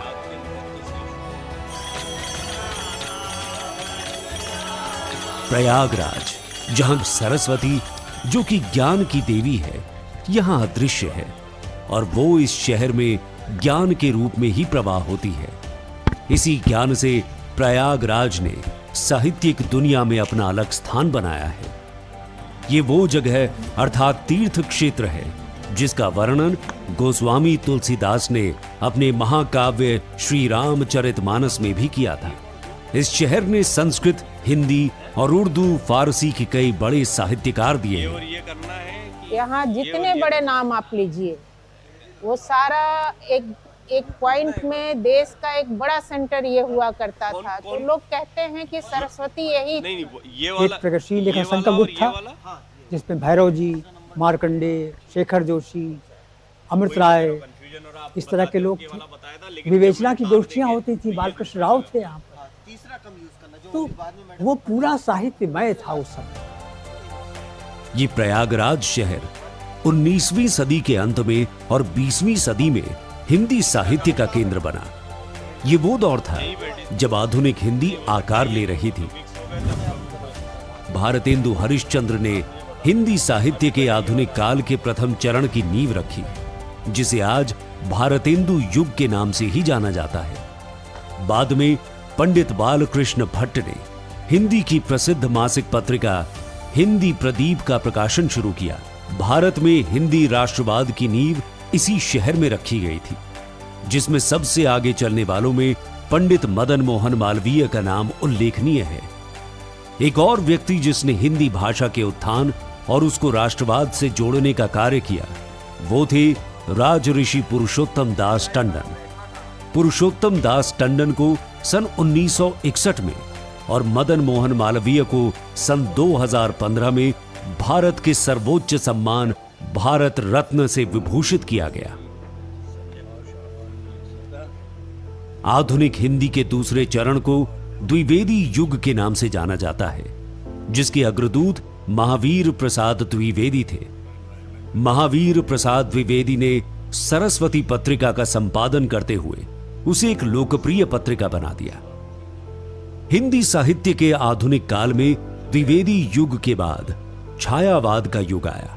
छायावाद के 4 प्रमुख स्तंभों में से 3 कवि सूर्यकांत त्रिपाठी निराला, सुमित्रानंदन पंत और महादेवी वर्मा ने अपनी साहित्यिक लोकप्रियता प्रयागराज में रहकर ही प्राप्त की थी। मैं नीर भरी दुख की बदली की रचनाकार महादेवी वर्मा का अशोकनगर प्रयागराज में स्थित ये बड़ा बंगला साहित्यकारों का यादगार स्थान रहा है। यहां रहने वाले आज भी महादेवी से अपने संबंधों का जिक्र करते हैं और उनसे जुड़े संस्मरण सुनाते हैं। हम इस समय जहाँ पे बैठे हुए हैं वो महादेवी जी का आवास है। यहाँ पे महादेवी जी रहती थी। पूरा जीवन यापन यहीं पे हुआ है प्रयाग महिला विद्यापीठ के बाद। और तमाम तरह से यहाँ पे लोग आते थे, तमाम साहित्यकार लोग आते थे, जिनमें जो मुख्य नाम अगर लिए जाए तो अज्ञे जी हैं, सुमित्रानंदन पंत हैं, डॉक्टर जगदीश गुप्त हैं और हीराचंद जोशी हैं, मैत्री शरण जी हैं, निराला जी हैं।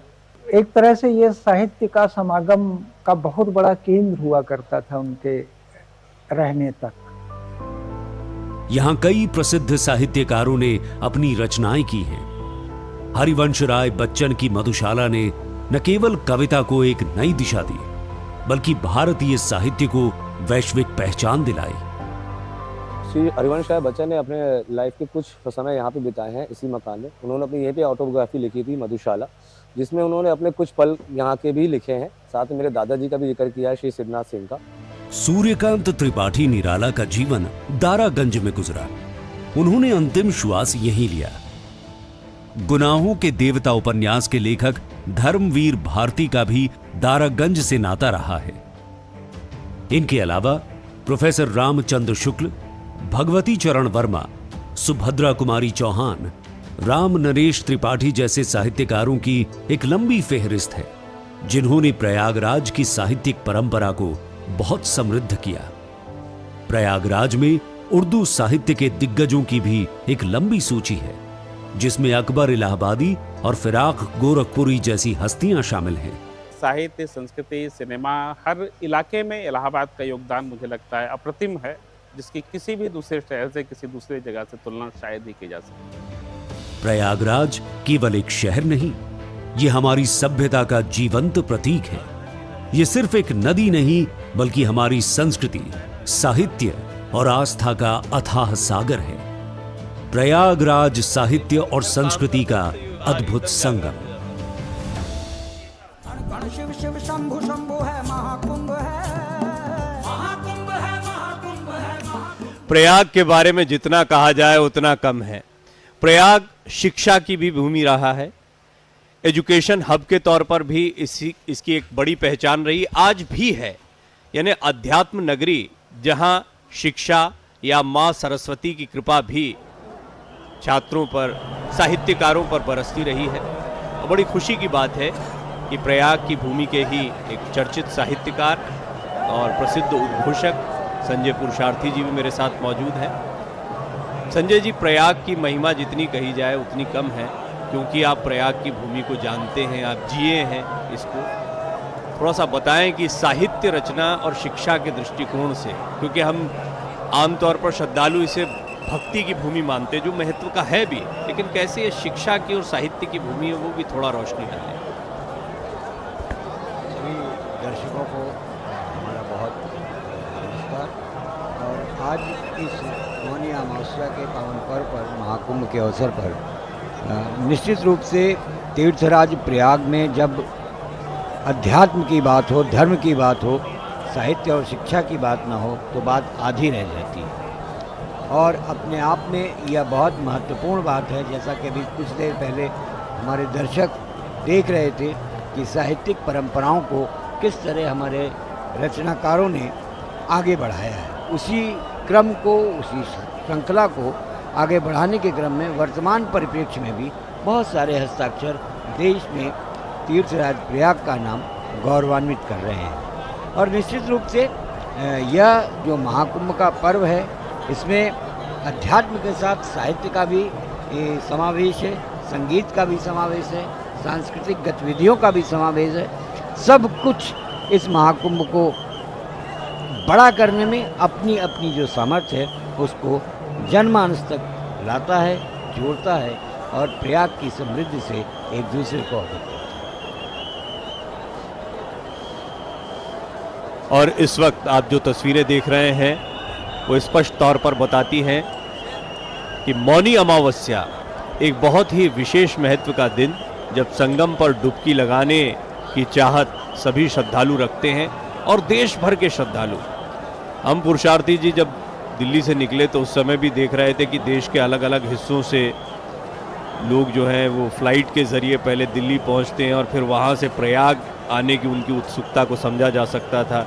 इसी तरह से आप ट्रेन के ज़रिए देखें, बस के ज़रिए देखें या अन्य माध्यमों से लोग यहाँ पहुँच रहे हैं। स्थानीय लोग तो हैं ही, लेकिन आसपास के ग्रामीण क्षेत्रों में भी मौनी अमावस्या का एक बहुत विशेष महत्व रहा है। मौनी अमावस्या पर यहाँ हमेशा लोगों का हुजूम रहा है।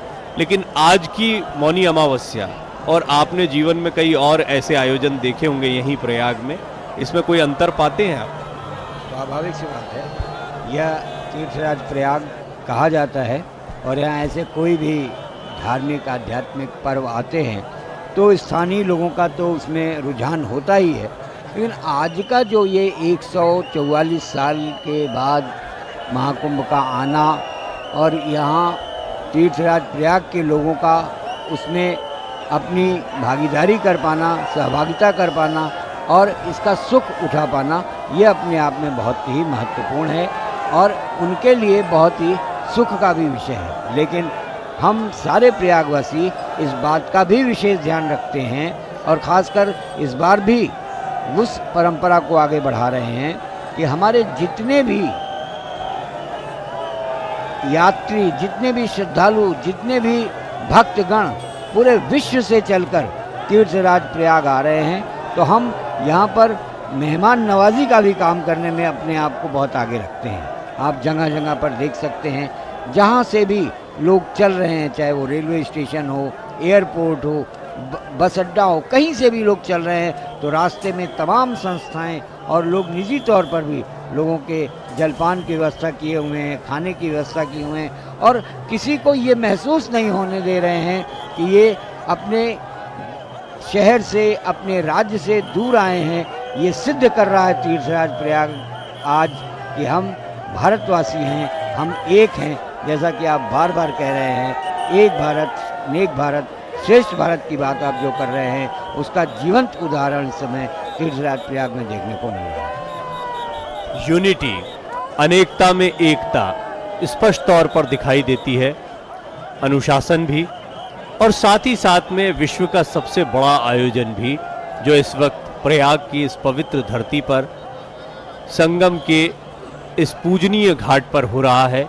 ये भी अद्भुत है कि किसी क्षेत्र विशेष की ही पूजा अर्चना की जाती हो, क्योंकि जब भी कोई प्रयाग आता है तो उसके लिए सबसे पहला आकर्षण होता है संगम का घाट। महाकुंभ में तो संगम का महत्व है ही, यूं हम 12 महीने देखें तो संगम पर इसी तरह से श्रद्धालुओं की आस्था हमेशा बनी रहती है। और आज महाकुंभ और मौनी अमावस्या का ये दिन इस घाट को, प्रयाग को और महत्व का बना देता है। इतनी सुंदर तस्वीरें, ऐसा लगता है कि ये बहुत ही खूबसूरत कलाकृति हो। हम देख रहे हैं कि किस तरीके से अलग अलग रंगों में, जब भी दूरदर्शन के माध्यम से दर्शक इन तस्वीरों को देख रहे हैं तो वो अलग अलग रंगों को देख रहे हैं। कभी डुबकी लगाने की चाहत में आते हुए लोगों को, तो कभी डुबकी लगाते हुए लोगों को देख रहे हैं। कई घाटों पर विशेष प्रबंध किए गए हैं क्योंकि बड़ी तादाद में यहाँ पर श्रद्धालु आ रहे हैं। कोई भी स्नान से वंचित ना रहे के लिए सभी को यहाँ विशेष सुविधाओं के साथ में अलग अलग घाटों पर स्नान करने का अवसर मिल रहा है। साधु संत समाज के साथ साथ आप उन सभी श्रद्धालुओं को देख पा रहे हैं जो लंबी यात्रा करने के बाद में संगम पहुंचे हैं। अलग अलग द्वारों के जरिए विशेष व्यवस्था की गई है ताकि लोग सहजता के साथ में स्नान करें और अपने गंतव्य की तरफ आगे बढ़ें। पुरुषार्थी जी, आज का जो दिन है वो बहुत महत्व का है। निसंदेह बहुत ही महत्वपूर्ण दिन है आज का।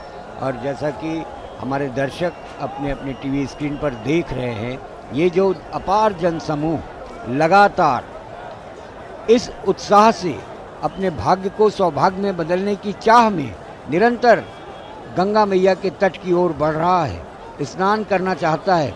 उसे न दिन समझ में आ रहा है न रात, उसे सिर्फ एक ही बात समझ में आ रही है कि मौनी अमावस्या का ये महान पर्व जो है, आज हमें गंगा मैया के श्री चरणों में अपनी दस्तक देनी है, अपना हस्ताक्षर करना है और उनके जल से अपने ललाट को कहीं ना कहीं गौरवशाली बनाना है। उसी क्रम में हम ये देखना चाहते हैं, हम ये दिखाना चाहते हैं कि भारत में सनातन धर्म की जो एकता का प्रमाण है वो तीर्थराज प्रयाग में इस समय निश्चित रूप से अद्भुत रूप ले चुका है। जैसा कि अभी मयंक जी बता रहे थे कि जब वो दिल्ली से चले और यहाँ आए तो वहाँ से लेकर यहाँ तक लोगों में एक ही उत्साह था। कहीं पर भी आप चले जाएं, चाहे वो पान की दुकान हो, चाय की दुकान हो, कहीं पे भी सिर्फ एक ही बात चल रही है लगातार कि हमको प्रयाग पहुंचना है, चाहे जैसे भी पहुंचना है। और उस क्रम में प्रयाग पहुंचकर लोग इस विश्वास को सिद्ध करना चाहते हैं कि हमारे अंदर एक भाव है कि न सूखी है न सूखेगी हमारे मन की ये गंगा, हमारा मन महासागर, सरोवर हो नहीं सकता, हमारी आस है गंगा, हमारी प्यास है यमुना, कि दुनिया में कोई इनके बरोबर हो नहीं सकता। क्या बात है, बहुत सुंदर। प्रयाग शब्द का अर्थ होता है यज्ञों का संगम, और इसे भारत के तीर्थों का राजा माना ही जाता है, तीर्थराज कहा जाता है। कई प्राचीन ग्रंथों में प्रयागराज की महिमा का वर्णन किया गया है, जिनमें विशेष रूप से महाभारत, वायु पुराण, मत्स्य पुराण प्रमुख हैं। कई श्लोक लिखे गए हैं, जैसे त्रिषु लोकेषु विख्यातम तीर्थम त्रैलोक्य पावनम सर्व तीर्थमयम दिव्यम प्रयागम तीर्थनायकम। ये केवल पृथ्वी पर ही नहीं बल्कि स्वर्ग और पाताल लोक में भी पूजनीय है। इसकी तुलना अन्य तीर्थों से नहीं की जा सकती, क्योंकि ये समस्त तीर्थों का शिरोमणि है। महाभारत के वन पर्व में लिखा हुआ है, गंगा यमुनो संदो यत तीर्थम तीर्थनायकम पुण्यम च पावनम चैव महापातक नाशनम। अर्थात जहाँ गंगा और यमुना नदियों का संगम होता है वो तीर्थों का राजा है। ये स्थान पवित्र है और यहाँ स्नान करने से महापापों का नाश भी होता है। ये तो खैर महत्व हुआ प्रयाग का, लेकिन प्रयाग की एक आध्यात्मिक विरासत भी है, उस पर एक छोटी सी रिपोर्ट पहले दिखाते हैं।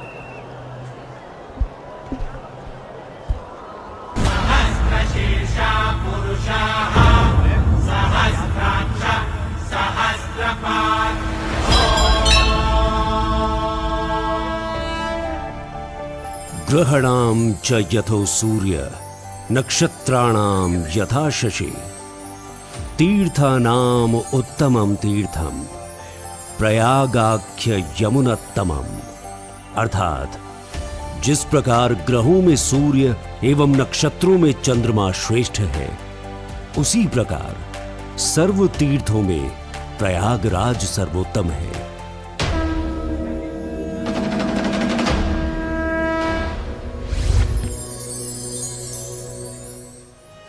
जहां आस्था और विश्वास का है महासंगम, जहां हर कण में धर्म और आध्यात्म की है गूंज, जहां हर कदम पर होता है पवित्रता का अनुभव, वही है प्रयागराज का पावन स्थल। प्रयागराज देश की पवित्र नगरी, जो आध्यात्म और पर्यटन का संगम है। गंगा, यमुना और सरस्वती के त्रिवेणी संगम पर स्थित यह नगरी भारत की पौराणिक धरोहर की प्रतीक है।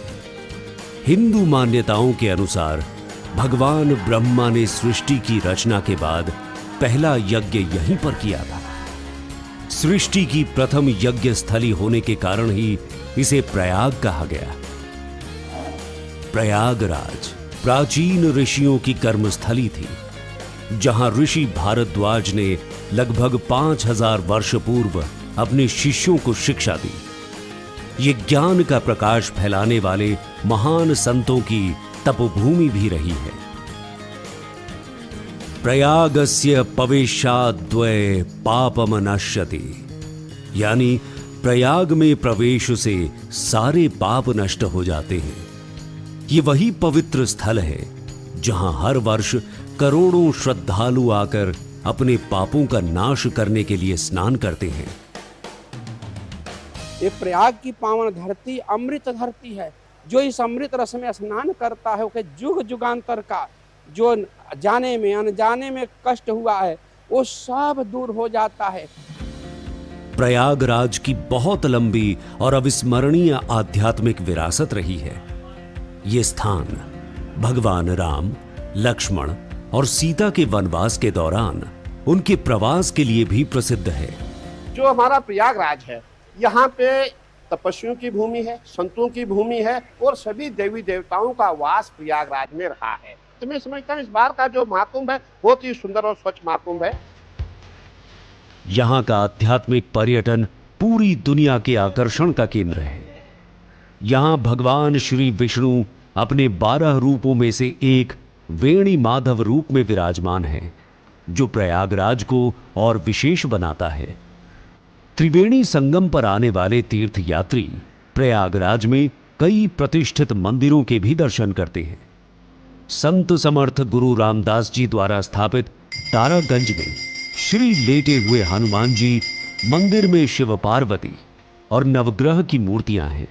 कि राम जब ये लौट रहे थे श्रीलंका से विजय के बाद, तो हनुमान जी के शरीर पर बहुत सारे घाव लगे हुए थे तीर से। तो उन्होंने कहा माता सीता से कि हमको यहीं रहने दीजिए, ताकि हम बहुत व्रण से हम घायल हैं उनसे।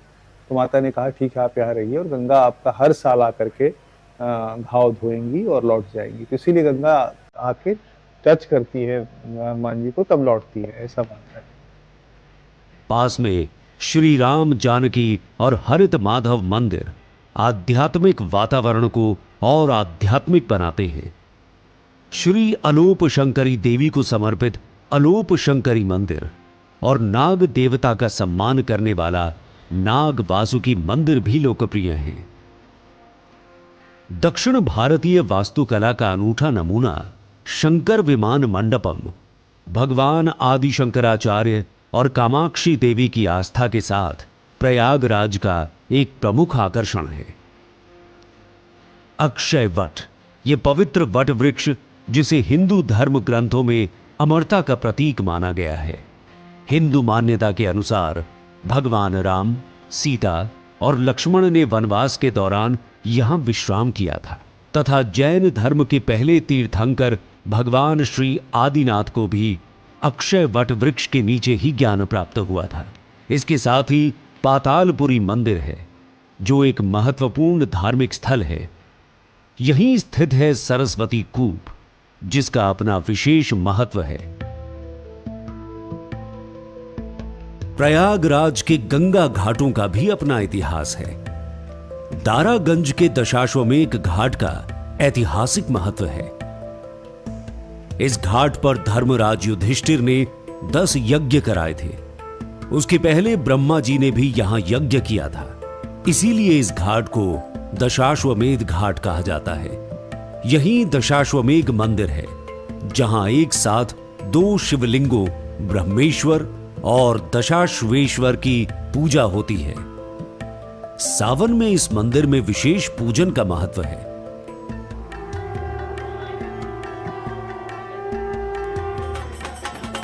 प्रयागराज के घाटों पर हर शाम होने वाली गंगा आरती श्रद्धालुओं के लिए एक अद्भुत अनुभव है।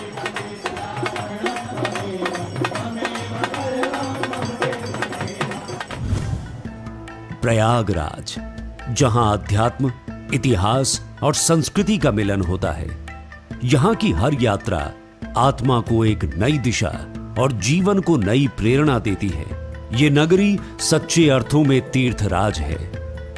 प्रयागराज में लगने वाला महाकुंभ भारत के आध्यात्म को पूरी दुनिया में एक विशिष्ट पहचान दिलाता है। तो आइए इस पवित्र नगरी की यात्रा करें और इसके आध्यात्मिक अनुभव को महसूस करें।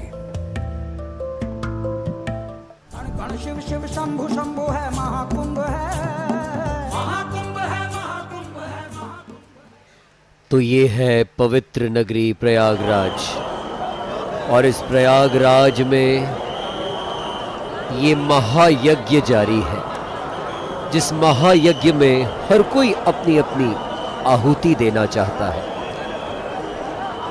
पूजन कर, दान करके, स्नान करके, सूर्य को अर्घ्य देकर, अपने पितरों की मोक्ष प्राप्ति की कामना से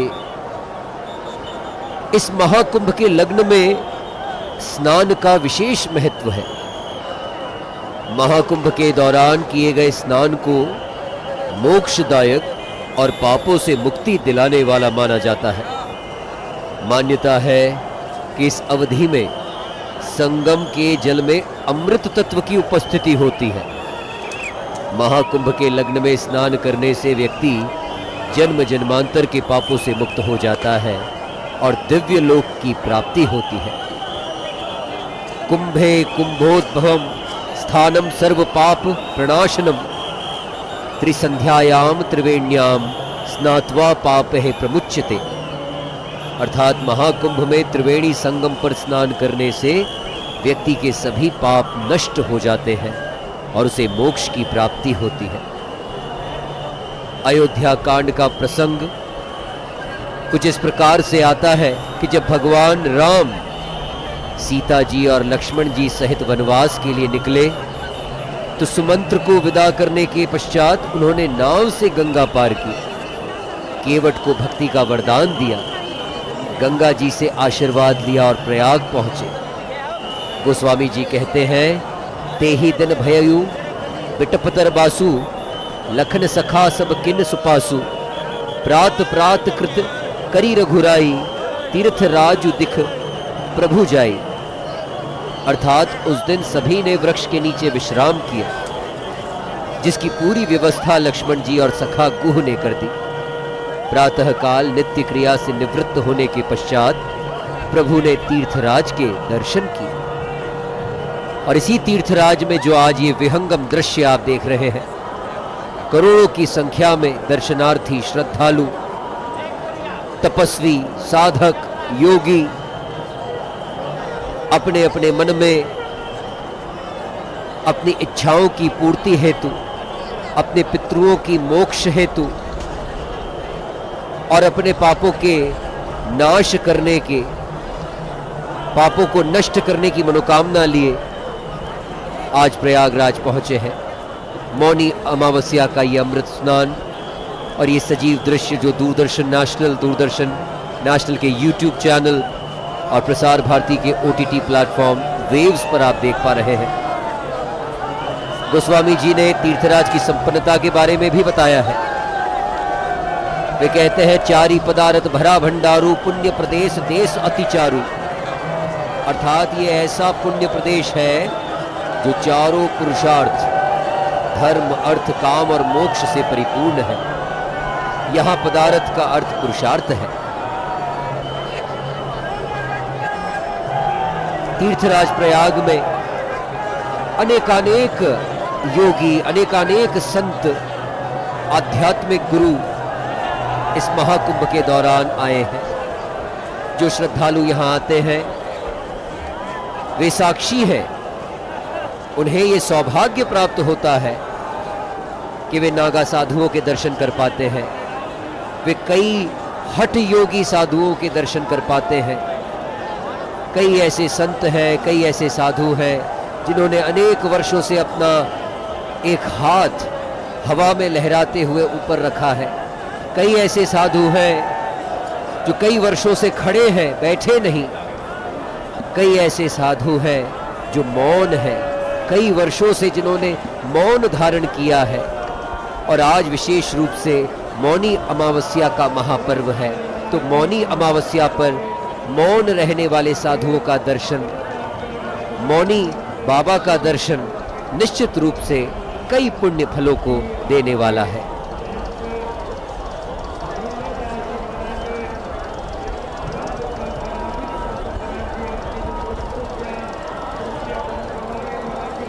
उत्साह है, उल्लास है, न सिर्फ पवित्र डुबकी लगाने का बल्कि साधुओं के दर्शन का भी, सन्यासियों के दर्शन का भी।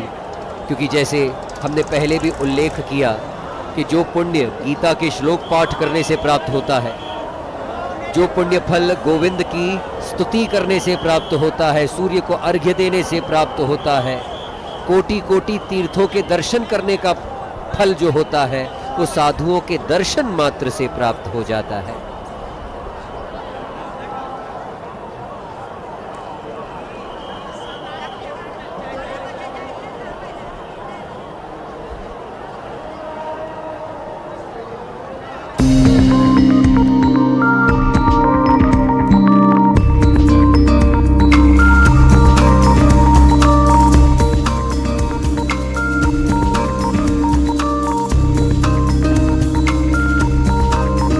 सर, ये जो फायर व्हीकल है इसके बारे में आप थोड़ा सा इलैबोरेट कर सकते हो कि क्या क्या है इसमें, खासियत क्या है? ये व्हीकल जो है इलेक्ट्रिक व्हीकल है और जो पोल्यूशन फ्री है।